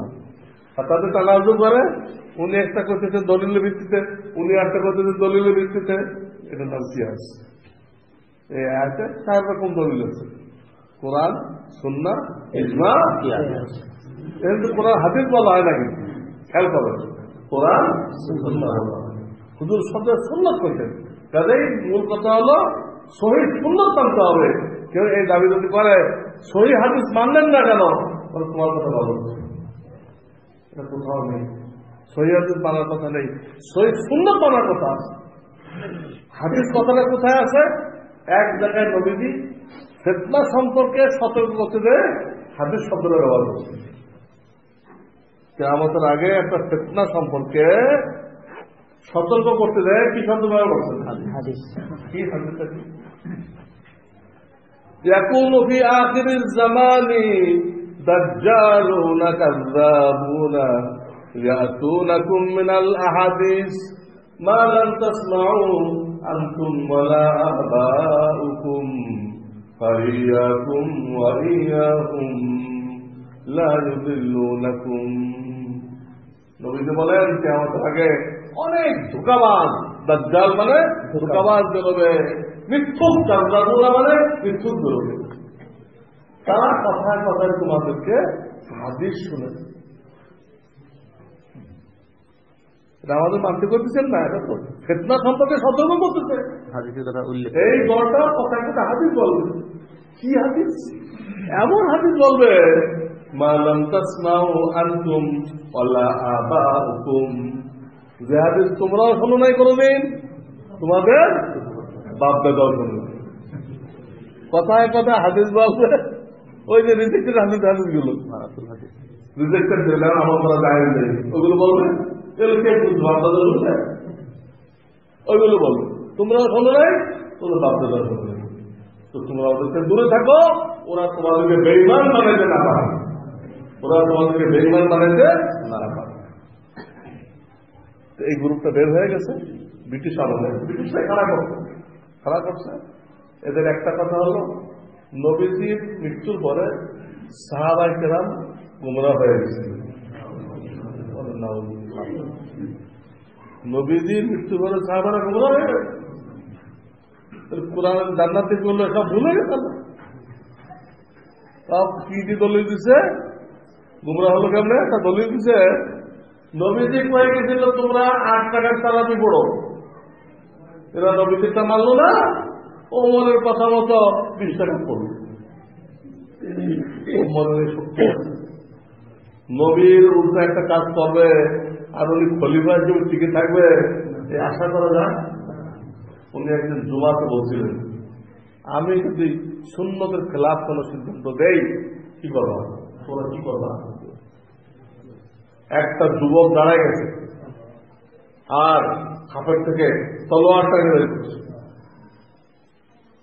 কোন অমরকে বলতেছে, চলো অমর লাউকিমান্না কবি হাদাল সাইফ, এই খোলা তলোয়ার দিয়ে তোমাকে খোলা করে দেব।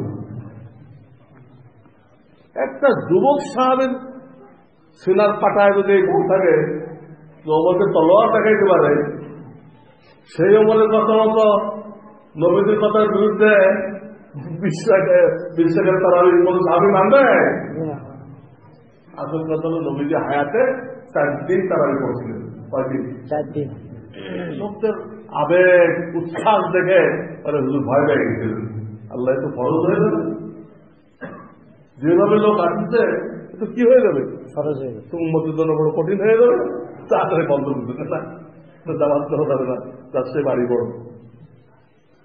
হুজুর মরে যাওয়ার পরে এখন কি ফরজ হওয়ার ভয় আছে? তখন যে ওনারা জামাত করলেন, এখন তো ফরজ হওয়ার ভয় নেই, তাহলে এখন জামাত করলে অসুবিধা নেই, জামাত তো নবীজি পড়তেন 4 দিন, ওই 4 দিন পরে পড়ছিলেন। আব্দুল্লাহ আব্বাস থেকে হাদিস আছে, ওই 4 দিন নবীজি 20 টাকা পড়ছে। আর এই গাধাগুলো বলতেছে সাহাবারা গুমরাহ হয়ে গেছে কেন, ওমরের কথা মতো 20 টাকা পড়ছে। গুমরাহ তো হয় নাই, ওরা গুমরাহ। এই আল্লাহ আর এক কথা বলতেছে, যারা 4 মাযহাবের কোন মাযহাব মানবে, ইমাম মানবে, ওরা সব বেঈমান কাফের হয়ে গেছে। শুনছেন তো এই কথা? আমাদের বাপদাদারা শুনছে মাযহাব মানলে মানুষ কাফের হয়ে যায়? হ্যাঁ, দুনিয়ার যে কোনো ব্যাপার আমরা বড়কে মানি, বিল্ডিং বানাই মানি, ইঞ্জিনিয়ারকে মানতে, স্বাস্থ্য খারাপ হয়ে গেছে ডাক্তারকে মানতে, মিথ্যা মামলা হয়ে গেছে অ্যাডভোকেটকে মানতে দেন। দিনে কিছু সূক্ষ্ম সূক্ষ্ম বিষয় আছে যেগুলো আমাদের দ্বারা সমাধান করা সম্ভবপর না। আমাদের ইমাম আবু হানিফা রাহমাতুল্লাহ আলাইহি 17 জন সাহাবায়ে কেরামকে পাইছিলেন। কয়জন? 17 জন। এই জটিল বিষয়গুলো উনি তাদের থেকে হল করে রাখছেন, এই যে আগে এটা আগে এটার পরে কোনটা কি হবে হল করে রাখছেন। উনি তো হল করে দিয়ে গেলেন, ওইটা মানা ভালো না এখন পণ্ডিতগিরি করা ভালো, কোনটাকে কোনটা মানে কিছুই বুঝতে পারবেন না। উনি এগুলো সব ঠিক করে দিয়ে গেছে। সমস্ত 6 লক্ষ সাহাবায়ে কেরামের এলেন কিতাবে লিখছে 6 জনের মধ্যে জমা হয়ে গেছে। কয়জন? 6 জন। হযরত ওমর, হযরত আলী, হযরত ইবনে মাসউদ, হযরত আবু দারদা, হযরত যায়েদ বিন সাবিত, আর 6 নম্বর কেউ হচ্ছে আব্দুল্লাহ বিন আব্বাস, কেউ হচ্ছে আবু হুরায়রা। সমস্ত সাহাবায়ে কেরাম এলেন এই 6 জনের মধ্যে জমা হয়ে গেছিল। এই 6 জন সাহাবীর এলেন 2 জন সাহাবীর মধ্যে জমা হয়ে গেছিল, আলী ইবনে মাসউদ। এই 2 জন তাদের কর্মস্থল ঠিক করছিলেন কুফা। কোন জায়গায়? কুফা। উসমান পর্যন্ত রাজধানী ছিল মদিনা, আলী রাজধানী কোথায় ছিল? কুফা। তো সব সাহাবাদের এলো 6 জনের মধ্যে, 6 জনটা 2 জনের মধ্যে। সেই 2 জনের এলেন একজনের মধ্যে জমা হয়ে গেছিল, তার নাম হলো আলকামা। কি নাম? আলকামা। দুজনের এলেম এনার মধ্যে জমা হয়ে গেছে। আলকামার সমস্ত এলেম কার মধ্যে জমা হয়ে গেছে? ইব্রাহিম নাখি। ইব্রাহিম নাখি সমস্ত এলেম হাম্মাদের মধ্যে জমা হয়ে গেছে। হাম্মাদের সমস্ত এলেম আবু হানিফার মধ্যে জমা হয়ে গেছিল। আবু হানিফার কাছে 1.5 লক্ষ সাহাবায়ে কেরামের যে এলেম ছিল ও পুরোটা ওনার কাছে বলছে। আর এই কেউদের বলে তো আবু হানিফার কাছে বেশি একটা হাদিস জানতো না, অল্প অল্প জানতো, আর বাকিগুলো কি আছে হাজির লেগে 1.5 লক্ষ সাহাবায়ে কেরাম এলেম ওনার মধ্যে জমা হয়ে গেছে। ওনার সম্পর্কে রাসূলুল্লাহ সাক্ষী দিয়ে গেছেন, লাউ কানা আল ইলমু ফি সুরায়া লানালাহু রিজালুম মিন আহলি ফারস। সুরায়া সিতারার মধ্যে এলেমের কিছুজন থাকে, পারস্যের কিছু লোক, ওইখান থেকে সে এলেম নামাই দিয়ে আসবে। তো ওই এলাকার মধ্যে আবু হানিফা থেকে বড় কোনো আলেম হয় না। এই হাদিসরা ইংলিশ কাটবে আবু হানিফা। তো যাই হোক, তাকে আমরা মানি, চারুল ইমামের মধ্যে বড়। ওনার ছাত্র হল আবু ইউসুফ। আবু ইউসুফের ছাত্র হল, ওনার সরাসরি ছাত্র হল মালিক। উনি বুড়া, মালিক সব জোয়ান। এবার যখনই হজে মদিনা গেছেন, মালিক সাহেব পাঠিয়েছেন মেহমান হিসেবে। এবং যে কয়েক থাকতেন এই দুজনে কেউ ঘুমাইত না, খালি এলমি আলোচনা। এই জন্য মালিক কি মজা আমাদের মধ্যে তেমন কোনো পার্থক্য নেই। বুঝলি, মালিক সাহেব আমাদের সব হল করে ফেলছে, যত জায়গায় দ্বিধাদ্বন্দ্ব ছিল। উনি সরাসরি ছাত্র।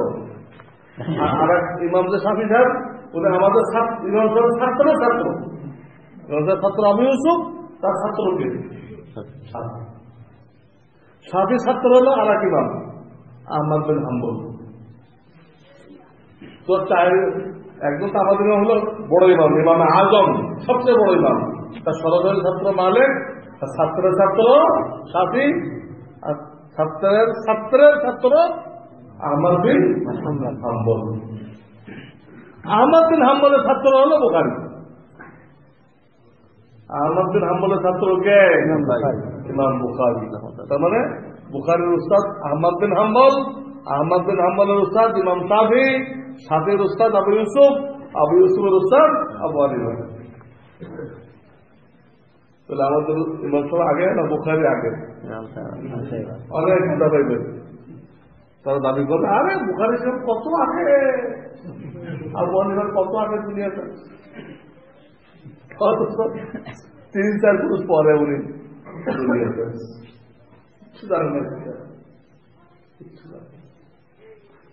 এই তো বলতেছিলাম, এই আবু হানিফাকে মানলে সে বেঈমান হয়ে যাবে। দুনিয়ার ব্যাপারে আমরা বড় কেউ মানি, দিনের সূক্ষ্ম ব্যাপারে আবু হানিফাকে মানলে বেঈমান হয়ে যাবে। আমরা এখানে নবী মানি,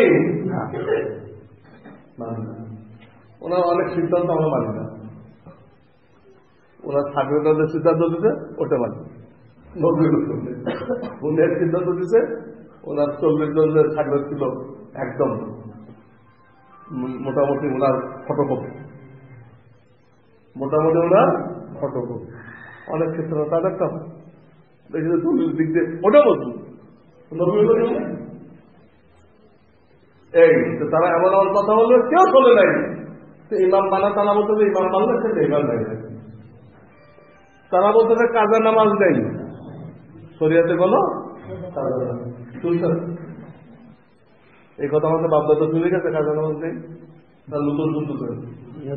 নতুন প্রত্যেক হাদিসের কিতাবে কাজা নামাজ পড়ার তরিকা বলা আছে। কাজা নামাজ যদি না থাকে পড়ার তরিকা বললে ফায়দা কি? তারা এই কথা বলছে।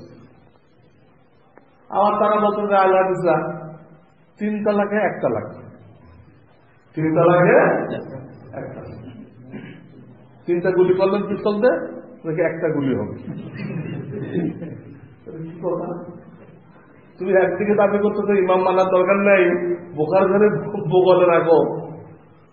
একদিকে তারা দাবি করছে ইমাম মাদার মানার দরকার নাই, বোকার ঘরে বগলে রাখো।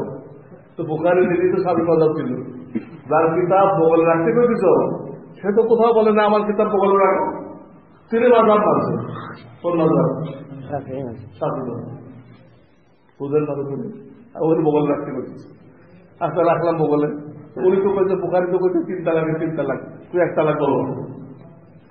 ইমাম বুখারি লিখছে 3 তালাকে 3 তালাক, তুমি 1 তালাক কেন লিখলো? আমি ওদের এলাকায় গেছিলাম হজ করতে, ঢাকা বংশাল আজাদি থাকে। লোহিত সাগরের পশ্চিম পাশে যত দেশ আছে, লোহিত সাগরের পশ্চিম পাশে Algeria, Nigeria, Tunisia, Mauritania, Morocco, মালিকি মাযহাব। আরব ভূখণ্ড মোটামুটি অনেকেই হাম্বলি মাযহাব। এশিয়া মহাদেশ হানাফি, সারা মুসলমানদের 12 আনাই কিন্তু হানাফি। পূর্ব দিকে যান ইন্দোনেশিয়া, মালয়েশিয়া, এরা হল শাফি। সারা দুনিয়ার মুসলমান কিন্তু মাযহাব মানে আল্লাহ, প্রত্যেকে মহব্বত করে, ভালোবাসে, সমর্থন করে। আমরা হজ করতে যে হাম্বলি ইমামের পিছনে ইক্তেদা করি। তারা তবলিগ করতে এসে, তারা কিন্তু হাম্বলি, তবলিগ করতে এসে আমাদের এসে হানাফি ইমামের পিছনে ইক্তেদা করে। সবাই সবাইকে সমর্থন করে, আর এরা আমাদেরকে কাফের করছে। আমাদের তোমাদের নামাজ হয় না, তোমাদের রকম কেয়াস করছে কোনো হাদিস, আর এরকম কেয়াস করে কেয়াস কিন্তু নামাজ পড়ে না, আল্লাহ ইবাদত। প্রত্যেকটা পিছনে হাদিস আছে, চাইলে আমরা কিতাব পেশ করবো, প্রত্যেকটা পিছনে হাদিস আছে, সহিহ হাদিস। আমার লেখাই পড়ে হাদিসের রাসূল, সেখানে পড়ে হাদিসের রাসূল। জাফর আল উসমান সাহেবের এলাও শোনার পর আমাদের প্রত্যেকটা কর্মকাণ্ডের ভিতরে হাদিস আছে, একটাও কেয়াস করে নাই, কোন এক জায়গায় কেয়াস করেন না, সব সহিহ হাদিস। তো তারা এই কথা বলতে যে আমার নামাজ হয় না, ওদের নামাজ হয় আর আমাদের নামাজ হয় না। তারা আরো আজিব কথা বলতে যে 1 হাত দিয়ে মুসাফা বলছে, অথচ ইমাম বুখারী মুসাফার অধ্যায়ের ভিতরে আছে 2 হাত দিয়ে করতে হবে। ইমাম বুখারীর মুসাফার অধ্যায়তে কি আছে? 2 হাত। তারা খুব বুখারী মানে, বুখারী মানার নাম করে তো অসংখ্য হাদিস তারা অস্বীকার করলো। আরে বুখারী মানে যাই করবেন ওরা মানবেন, অথচ বুখারীতে 5টা হাদিস আছে, তাকরার বাদ দিলে 3000 হাদিস আছে। তো নবীজি কি 23 বছরে মাত্র 3000 হাদিস বলে গেছে? হ্যাঁ, বিশ্বাস হয় বলতে 23 বছর নবুয়তের জিন্দেগিতে মাত্র 3000 হাদিস। আর বুখারী নিজেই বলছে আমি এই কিতাবে যা আছে এটা সহিহ, জয়ীফ না। কিন্তু এর এই অর্থ না যে আমি যেগুলো আনি নাই এগুলো সব জয়ীফ, অনেক সহিহ আমি আনি নাই, নিজে স্বীকার করছে। সেখানে তারা এই কথাটা বলে আমরা বুখারীর বাইরে মানি না, ওই হাদিসগুলো অস্বীকার করা হলো। এরা আহলে হাদিস না, এরা মুনকির হাদিস, হাদিস অস্বীকারকারী পার্টি, হাদিস অস্বীকারকারী পার্টি। এবং বুখারী আবু হুমায়দিন সাঈদী থেকে হাদিস করেছেন, তাহলে আমাদের একবার হাত তুলতে হবে, এটা বারবার তুলতে হবে। কোথায় বুখারী মানলাম? কোথায় বুখারী মানলাম? বুখারীতে আছে পায়খানার রাস্তা দিয়ে যদি বাতাস জোর হয় তাই আওয়াজ শোনা যাক বা না যাক,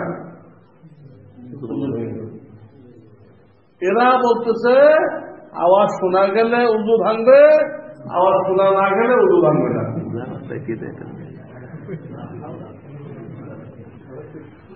না এগুলো ওদের পিছনে একটা করবেন না, ওরা রাস্তা দিয়ে হাওয়া ছাড়তে ছাড়তে আসবে।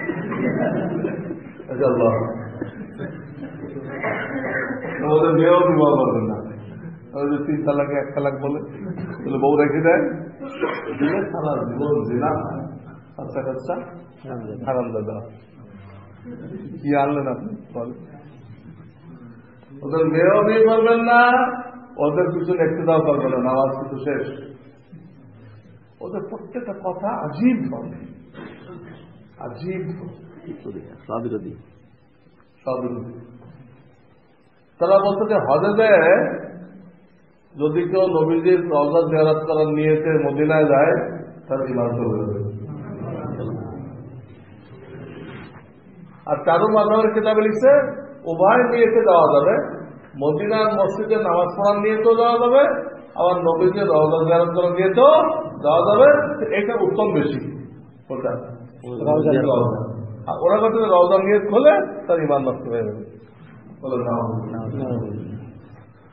তারা আর এক কথা বলতেছে নবীজি কবরে মুর্দা পড়ে আছে, নবীজি কবরে মুর্দা পড়ে আছে।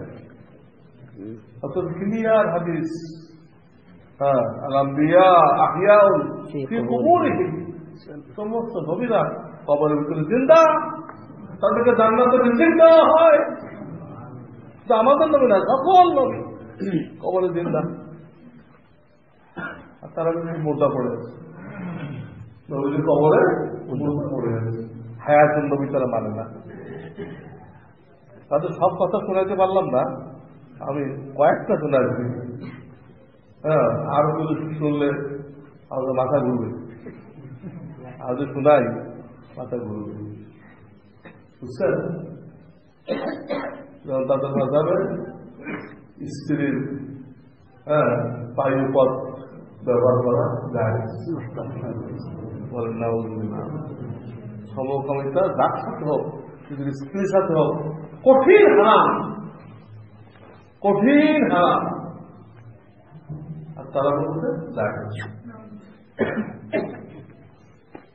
সেটা কোনো মাথা বুঝছে আল্লাহ কোন সত্য কিছু, পুরাটা কোনো রাই। এরা মানুষদেরকে ধোকা দিয়ে বেড়াইতেছে, তোমাদের নামাজ হয় না, তোমরা বারবার হাত তোলো না, তোমরা আমি জলে পাও না, অমুক সমুক, খবরদার এদের থেকে দূরে থাকে। ওদের ভুলটা কোথায় নিতে হবে? শেষেরটা, ওইটা হলো সুন্দর, ওই সুন্দর সুন্দর বলে দেবে। আমি বলছিলাম শেষেরটা নিতে হবে। এই গাদাগুলো নিতে কোনটা? এই গাদাগুলোর গরুকে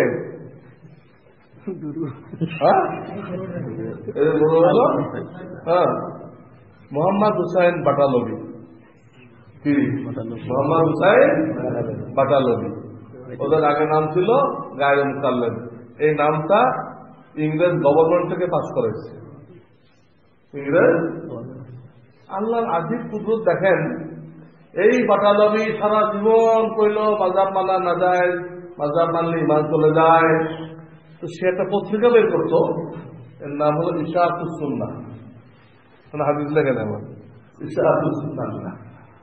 25 বছরের মাথায় সেই পত্রিকাটা লেখা দিল যদি কেউ ঈমানের গণ্ডি থেকে সহজে বের হইতে চায়, যদি কেউ ঈমানের গণ্ডি থেকে সহজে বের হইতে চায়, তাহলে এর উত্তম ব্যবস্থা হলো সেজন্য কোনো মাযহাব না মানে, সেজন্য কি হয়ে যায়? আহলে হাদিস হয়ে যায়। তাহলে সহজে ঈমানের গণ্ডি থেকে বের হয়ে যাবে। কেমনি করেছে আল্লাহ জানে। সারা জীবন আহলে হাদিস হওয়া দাওয়াত দিল, আর মনে রাখতে পেল বেঈমান হওয়ার তরিকা হলো আহলে হাদিস হওয়া। বেঈমান হওয়ার সহজ রাস্তা কি? আহলে হাদিস হওয়া। আমার লেখা মাযহাব ও তাকলিদ নামক বইতে এই কথাটা তার পত্রিকার কোন সনে কত নম্বর সংখ্যায় লিখছে সব বিস্তারিত দেওয়া আছে। ইংরেজ গভর্নমেন্ট নামটা পাস করাইছে, কত নম্বর চিঠি, চিঠির নাম্বার দেওয়া আছে। এক এক গভর্নমেন্ট এক এক তারিখে পাস করছে। বাংলার 1 তারিখে, বিহারের গভর্নমেন্ট 1 তারিখে, উত্তরপ্রদেশ আর 1 তারিখে, অন্ধ্রপ্রদেশ আর 1 তারিখে, উড়িষ্যা আর 1 তারিখে, সব দেশে আলাদা আলাদা ইংরেজ গভর্নমেন্ট। সব গভর্নমেন্টরা ওদের নামটা পাস করে দিচ্ছে। কেন পাস করে দিচ্ছে? ওলামায়ে দাওয়াত ওদের বিরুদ্ধে ফতোয়া দিচ্ছিল, ইংরেজদের বিরুদ্ধে। আল্লাহ দুশ্মন, ওরা এদেশে ব্যবসা করতেছে, আমাদের দেশ দখল করে দিচ্ছে, মাদ্রাসা বন্ধ করে দিচ্ছে, ওলামাদের শহীদ করে ফেলছে, এদের বিরুদ্ধে জিহাদ করা ফরজ। আর এই লোকগুলো বাটালবি, মোহাম্মদ হুসাইন বাটালবি, এই বাটালবি আর তার লোকেরা ফতোয়া দিচ্ছিল ইংরেজরা এদেশে আল্লাহর বিশেষ রহমত, নাউযুবিল্লাহ, এদের বিরুদ্ধে জিহাদ করা হারাম। এই লোক বাটালবির করতে সব কথা দলিল আছে আমার কাছে, প্রত্যেকটা কথা দলিল চান। তো এই ফেতনাটা বর্তমানে কিছু প্রকট হয়ে গেছে। এই জন্য কথাগুলো আমি বললাম, যেহেতু আপনারা মহিউল সুন্নাহ, সুন্নত চিন্তা করবেন, সুন্নত চিন্তা করতে আর ওদের খপরে পড়েন, এরাই তো হাদিস জানে বেশি, হাদিস পুরা হয়ে গেছে।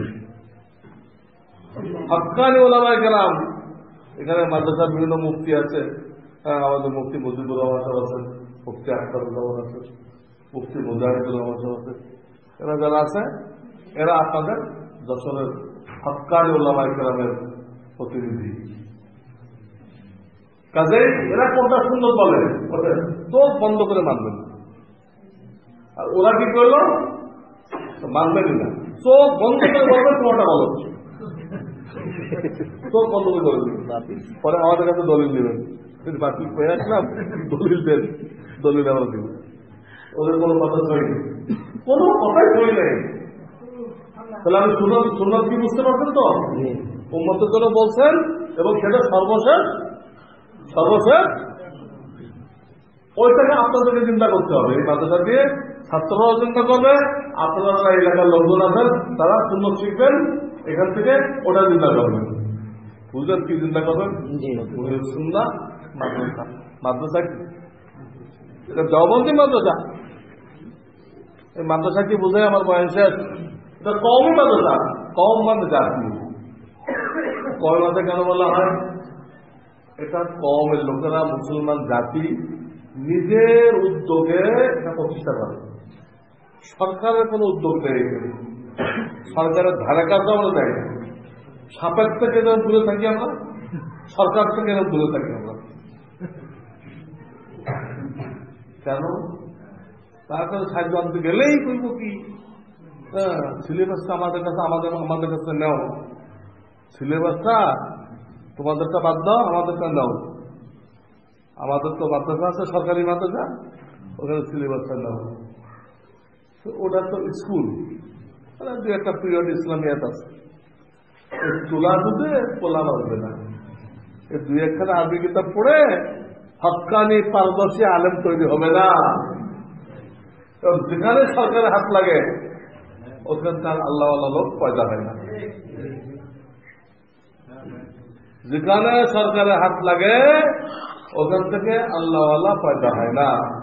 এই জন্য বিভিন্ন মাহফিলে ঢাকাতে আমি ঘোষণা করি সরকারকে, তোমাকে কিয়ামত পর্যন্ত টাইম দেওয়া হলো, তোমার কোন প্রতিষ্ঠান থেকে একজন আল্লাহর ওলি তৈরি করে আমাদেরকে দেখাও। আর আমরা বেসরকারি ভাবে যে মাদ্রাসা চালাই, এখান থেকে বলতে গেলে 100% আল্লাহর ওলি হয়ে যাবে। জিন্দেগি উৎসর্গ করতেছে মানুষকে সুন্নাত শেখানোর জন্য। এই সুন্নতের মধ্যে ঈমান আছে, ইবাদত আছে, 5টা জিনিসের নাম দিন না, ঈমান, ইবাদত, হালাল রিজিক, বান্দার হক, আত্মশুদ্ধি। আমাদের আহলে সুন্নাত, মুহিউস সুন্নাহ, এই সুন্নাহর মধ্যে পুরা দিন 5টা কথার নাম, ঈমান শেখো, ইবাদত সুন্নত মতো করো, উপার্জন হালাল রাখো, বাপ মা বিবি বাচ্চার হক আদায় করো, অন্তরের 10টা রোগের চিকিৎসা করো। এই 5টা কথা সুন্নতের মধ্যে আছে। অন্য শব্দে এই সুন্নতের মধ্যে ফরজ আছে, ওয়াজিব আছে, সুন্নত আছে, মুস্তাহাব আছে। নবীদের প্রথম সুন্নত ঈমানের জন্য মেহনত করো। নবুয়ত পরে পাওয়ার পরে প্রথম যে কাজটা করছেন ঈমানের মেহনত করো। 10 বছরের মাথায় মেরাজ হলো, তখন নামাজ আসলো, তখন নামাজের মেহনত করতে করবে। ঈমান কর্তৃক সম্পত্তি না, মেহনত করে হাসিল করতে হবে। 35 সূত্রে যে ঈমান, এত কসুর কথা পানি কখন পড়ে বলা যায় না। যখন আমি মেহনত করে ঈমান শিখবেন, ওটা তো পাহাড় থেকে মজবুত, পাহাড় পড়তে পারে, পাহাড় ভাঙতে পারে, ওই ঈমান ফেলবে না। আল্লাহ রাস্তায় দাওয়াতের লাইনে মেহনত করে ঈমান শিখবেন, সেই ঈমান ফাটানো হবে। এগুলো প্রথম সুন্নত। দ্বিতীয় সুন্নত নামাজ শিখো। আর রোজা যাকাত আছে হিজরতের পরে, মদিনায় যাওয়ার পরে। রোজা যাকাত হজ সব মদিনায় যাওয়ার পরে আছে, বুঝতেছেন? এই সুন্নত মানে এটা না বুঝাই করলে আপনার বুঝো কি পূজা এত সুন্দর সুন্দর করে গেল তো জোহরের চারিকার সুন্দর দিয়ে এত কথা বলা লাগে জোহরের চারিকার সুন্দর না 5টা জিনিসের নাম দিন শরীয়ত 500টাই সুন্দর এই তামিলের মধ্যে আছে প্যাকেটের মধ্যে আছে এই সুন্দর মধ্যে ফরজ অজেব সব আছে আমাদের সমাজে সুন্নত করলে বোঝায় জোহরের সুন্নত ফজরের সুন্নত এটা হাদিসের পরিভাষা না এটা ফিকহাবিদদের পরিভাষা কার পরিভাষা ফিকহাবিদদের কিন্তু আমি যেটা হাদিস শোনা গেছি মানে হাব্বা সুন্নত এখানে ফিকহা দিয়ে বুঝতে হবে এই সুন্নতের মধ্যে সমস্ত দিন আছে কওমি মাদ্রাসা বলে কওমের লোকেরা নিজের পয়সা দিয়ে এই মাদ্রাসা কায়েম করে কওমের লোকেরা নিজের টাকা দিয়ে এই মাদ্রাসা পরিচালনা করে কওমের লোকেরা নিজের সন্তান এখানে দিয়ে হাফেজ আলেম বানায় সব কম সরকার নেই সব কম কেন করে একটা কারণে কারণ হচ্ছে হাসরের ময়দানে নবীজি সাল্লাল্লাহু আলাইহি ওয়াসাল্লাম এক শ্রেণীর লোকের বিরুদ্ধে একটা নালিশ করবে যারা সুন্নত কায়েম করার জন্য আল্লাহর জমিনে কোরআন কায়েম করার জন্য কোনো মেহনত করে নাই কোনো অবদান রাখে নাই তাদের ব্যাপারে নবীজি আল্লাহর দরবারে নালিশ করবে অভিযোগ দিবেন মামলা দিবেন وقال الرسول 19 পারা প্রথম পৃষ্ঠা 19 পারা প্রথম পৃষ্ঠা وقال الرسول يا ربي إن قوم اتخذوا هذا القرآن مهجورا হে আমার প্রতিপালক আমার উম্মতের এই লোকগুলো এবার আমি কোরআনের আমানত থেকে আসছিলাম কোরআনের ব্যাখ্যা হলো সুন্নত সুন্নতের আমানত থেকে আসছিলাম এইগুলো জমিনে কিভাবে কায়েম হবে লোকেরা কিভাবে শিখবে এই ব্যাপারে এই লোকগুলো কোনো ভূমিকা রাখে নাই না টাকা দিছিল না সন্তান দিছিল না দোয়া করছিল না সমর্থন করছিল কোন দিক দিয়ে কোনো ভূমিকা রাখে নাই কোনো অবদান রাখে নাই এই আয়াতটা খেয়াল প্রত্যেকে বাড়িতে 19 পারার প্রথম পৃষ্ঠায় এই আয়াতটা আলোচনা وقال الرسول يا ربي إن قوم اتخذوا هذا القرآن مهجورا এই নালিশ যদি করে আর সেই ইসলামের মধ্যে যে পড়বে এই লোক কোরআন সুন্নাহ কায়েম করার জন্য কোন ত্যাগ শিক্ষা কোন কুরবানি করে নাই আল্লাহ আমি বিশ্বাস করি আমি তায়েবে রক্তাক্ত হয়ে গেলাম আমি উহুদের দিন রক্তাক্ত হয়ে গেলাম আমার এত সাহাবী শহীদ হয়ে গেল এত কোরবানি করে আমি কোরআন সুন্নাহ রেখে আসলাম আর তারা আমার উম্মত হয়ে সেটাকে আল্লাহর জমিনে কায়েম করার জন্য দুনিয়াতে ছড়াই দেওয়ার জন্য তারা কোনো অবদান রাখে নাই আর উল্টা করছে জঙ্গি তৈরির কারখানা অবদান রাখে নাই আর উল্টা কি করছে জঙ্গি তৈরির কারখানা এই নালিশ থেকে বাঁচার জন্য এই নালিশ যাতে আমাদের বিরুদ্ধে না করে এই নালিশ যার বিরুদ্ধে করবে সে কিন্তু সাফার পাবে না সে নবীর সাফার পাবে না এই নালিশ থেকে বাঁচার জন্য মুসলমান কম নিজের উদ্যোগে নিজের কষ্টের পয়সা মাস্টার থেকে পাওয়া পর্যন্ত ধর্মাত্ম হয়ে গেছে পয়সা রোজগার করতেছে সেই পয়সা দিয়ে তারা এই মাদ্রাসাগুলো খাড়া করতেছে পরিচালনা করতেছে খাড়া করলে হবে তো চালাইতে হবে চালাই দিতে হবে না এই বাগান চালাইতে চালাইতেছে ছেলে দিচ্ছে নাতি নাতপুর দিচ্ছে যে যেখান তাদের থাকা খাওয়ার ব্যবস্থা করতেছে তারা এখান থেকে হাফেজ হইতেছে মাওলানা হইতেছে মুফতি হইতেছে হয়ে আবার জাতির কাছে ফিরে যেতেছে ফিরে যায় আল্লাহকে আল্লাহর পরিচয় দিচ্ছে আল্লাহর মহাপত শিখাই দিচ্ছে রসুলকে রসুলের পরিচয় দিচ্ছে রসুলের সুন্নাত শিখাই দিচ্ছে লোকদেরকে ইমান শিখাই দিচ্ছে লোকদেরকে কোরআন শিখাই দিচ্ছে বেঈমানি থেকে কোন কোন দিক দিয়ে ইমানের হামলা আসে আহলে হাদিসের হামলা কাদিয়ানীদের হামলা শিয়াদের হামলা মওদুদীদের হামলা কত হামলা আসতেছে এই সব হামলা থেকে এই লোকগুলো যারা এই মাদ্রাসা থেকে পড়ে বের হয়েছে তারা মুসলমানদের ইমান রক্ষা করছে, ইমান শিক্ষাও দিচ্ছে আর ইমান রক্ষা করতেছে। এই হলো কওমি মাদ্রাসা। শুধু ছাত্র পড়ায় না, কওমি মাদ্রাসা কয়েকটা ছাত্র পড়ায় না, তারা তবলিগের নামে, দাওয়াতুল হকের নামে, নুরানি পদ্ধতির নামে বিভিন্ন ভাবে তারা মুসলমানদেরকেও আল্লাহর সাথে জুড়ে দেওয়ার, মুসলমানদেরকে আল্লাহর ওলি বানানোর জন্য তারা বিভিন্ন স্কিম হাতে নেয়, নিয়ে মেহনত করে। তাকে বলা হয় কওমি মাদ্রাসা। ছাত্র পড়াবে, আপনাদেরকে পড়াইবে, যারা ছেলে দিছে, সাহায্য দিছে, তাদেরকে তালেব ইলম বানাইবে, তাদেরকে আল্লাহর ওলি বানাবে, তাদের দায়িত্ব। তাহলে মুহিউস সুন্নাহর অর্থ বুঝছেন? সুন্নাত জিন্দাকারী, সুন্নাত কাকে বলে, তার জিন্দাকারী তা বুঝছেন? মুহিউস সুন্নাহ মাদ্রাসা, মাদ্রাসা কাকে বলে তাও বুঝছেন। যে মুসলমান কম নিজের উদ্যোগে কায়েম করে, নিজের কষ্টের পয়সা দিয়ে বেতন দেয়, মিলামটি চালায়, নিজের ছেলে দেয়, নাতি নাতকুর দেয়, গ্রামেতে গরিব ছেলেদের ধরে দিয়ে আছে, চালায়, তাহলে আলেম হবে বানায় তোরা বিশ্বে ছেড়ে দেয়, যাও তবলিগ করো, সাল লাগাও, সারা দুনিয়ার কাফেরদেরকে দাওয়াত দাও, এই কাফেররা তোমাদেরটা বাতিল হয়ে গেছে, তোমাদেরটা বাতিল হয়ে গেছে, এখন আর চলবে না, আমি ইসলামের দাওয়াত খেয়ে আসছি। হ্যাঁ, এটা হলো লেটেস্ট। তোমাদেরটা রিজেক্টেড, তোমাদেরটা রিজেক্টেড। প্রথম একটা ঠিক ছিল, কোরআন নাযিল হওয়ার সাথে সাথে সব কিছুর ধর্ম বাতিল হয়ে গেছে। এইখান থেকে আলেম ওলামা পয়দা হয়ে তারা আপনাদেরকে নিয়ে দাওয়াত তৈরি করবে, আপনারা তো লাগবে, আর সাথে একজন আলেম লাগবে। সেই আলেম আর আপনারা মিলে দুনিয়া ছড়াই পড়বেন, যে কাফেরদেরকে দাওয়াত দিবেন, তারা দলে দলে মুসলমান হয়ে যাবে, হয়ে কাঁদতে আরম্ভ করবে।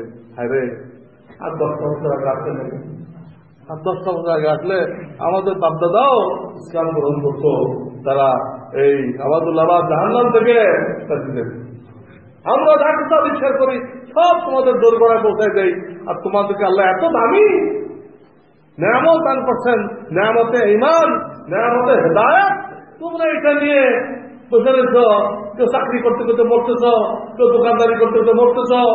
এই কি তোমাদের নবী শিখাই গেছে? নবীর সাহাবারা বিদায় হজ থেকে ফিরে যায়, বিদায় হজ থেকে বাড়ি ফিরে যায়, প্রস্তুতি নিয়ে সারা দুনিয়ায় ছড়াই করছে।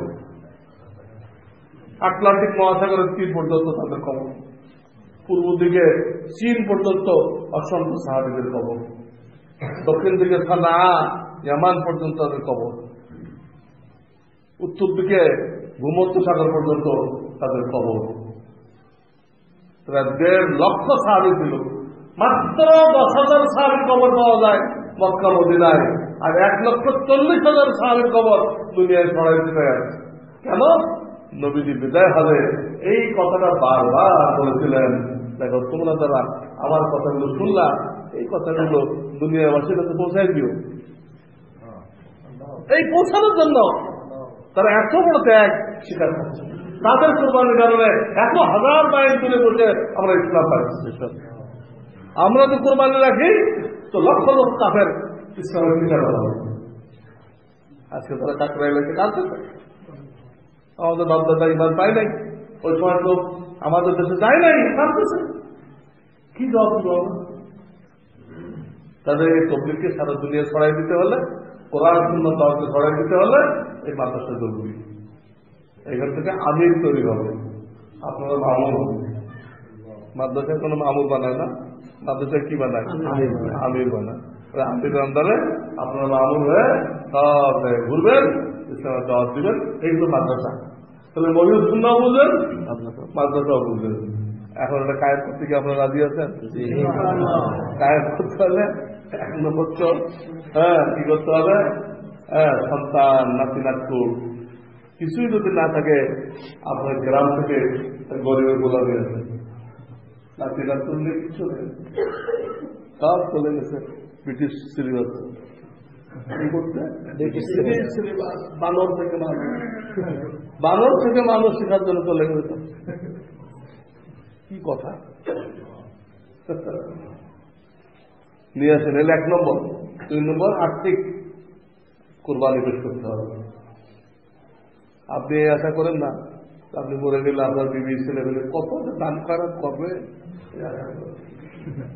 আপনারটা আপনি আল্লাহর ব্যাংকে জমা করেন, ওখানে দিলেন, এটা মূলত মাদ্রাসায় দিলেন না, আল্লাহর ব্যাংকে অ্যাকাউন্ট খুলে আপনি জমা করবেন। এইটা কঠিন হাসরের দিনে আল্লাহ কত গুণ বাড়াবে আমরা বলতে পারি না। এটা আল্লাহ দেবে এত গুণ দিব, তোমাদের কোনো মেশিনে, কোনো কম্পিউটারে, কোনো ক্যালকুলেটারে ওটা আসবে না। দুনিয়ার ব্যাংক তো 12 গুণ দেয়, 12 কোটি করলেও হবে, এত গুণ বাড়াবেন আল্লাহ। আল্লাহর ব্যাংক এখানে আপনি গ্রাহক হয়ে মাসে মাসে জমা করতে থাকেন। কেউ কিছু করবে না করবে ওই আশা টাকার দোকান আর্থিক সহযোগিতা। আর 3 নম্বর আল্লাহ কাছে দোয়া, আল্লাহ তুমি দিছ, আমাদের এলাকার জন্য সর্বোত্তম নিয়ামত, আল্লাহ আমাকে আমার আওলাদকে খাদেম হওয়ার তৌফিক দান করো। দোয়া করতে হবে, এই সমর্থনে কথা বলতে হবে, এই সমর্থনে কথা বলতে হবে। এইটা নিয়ে কোনো বিভেদ করা চলবে না। বিভেদ করে না মানুষ, আমি এক পার্টি, উনি এক পার্টি, উনি গেছেন আমি যাবো না, এসব এখানে চলবে না। হাফিজুর রহমান বলতেন ভাই ভাই অনেক সময় মনোমালিন্য থাকে, কিন্তু মায়ের খবর নিতে কেউ ভুল করে না। ভাই ভাই ভুল বুঝাবুঝি হয়, শয়তান অনেক সময় ভুল বুঝাবুঝি সৃষ্টি করে, এটা দূর হইতে সময় লাগে। কিন্তু সেই জন্য কি তারা সবাই মায়ের থেকে হাত গুটাই নেয়? দুনু ভাই মায়ের খবর রাখতেছে, দুনু ভাই মায়ের খবর, হ্যাঁ, মার খানা হয়েছে কিনা, মার কাপড় চোপড় ঠিক মতো আছে কিনা, ঠিক লাগে কিনা, এটাও কিন্তু এক ধরনের মা, একে বলে মাদার এলমি, এলমি মা, এটা আসমানি এলেমের মা। এটা এই ব্যাপারে আপনার যদি কোনো গোলমাল থাকে আল্লাহ মিটাই দিক, কিন্তু এই ব্যাপারে আপনার সব এক, সব এক। এই ব্যাপারে এটা চালাইতে হবে, যে যাই করেন অন্য কথা, মাদ্রাসা চালাইতে হবে। এইখানে কোনো দ্বিমত চলবে না, কোনো ভুল বোঝাবুঝি চলবে না। আপনার কি কথাটা মানতে রাজি আছেন? কে কে রাজি নেই তার হাত চলবে, মানতে রাজি নেই কে কে তার হাত চলবে। তাহলে মানতে রাজি আছেন কে, তার হাত চলেন। আল্লাহ এই হাতগুলো সাক্ষী থাকলো, এনারা সবাই এক হয়ে, এক দিল হয়ে তোমার এই প্রতিষ্ঠান পরিচালনা করবে। আজকে অদাবদ্ধ হলো, আল্লাহ হাতগুলোকে কবুল করে দাও, আল্লাহ হাতগুলোকে কবুল করে দাও, বিভিন্ন মুখী সহযোগিতা করা তৌফিক দান করো, আওলাদদেরকেও কবুল করে দাও, আল্লাহ এদেরকে তোমার ওলির কাতারে শামিল করে দাও। আখিরু দাওয়ানা আলহামদুলিল্লাহ।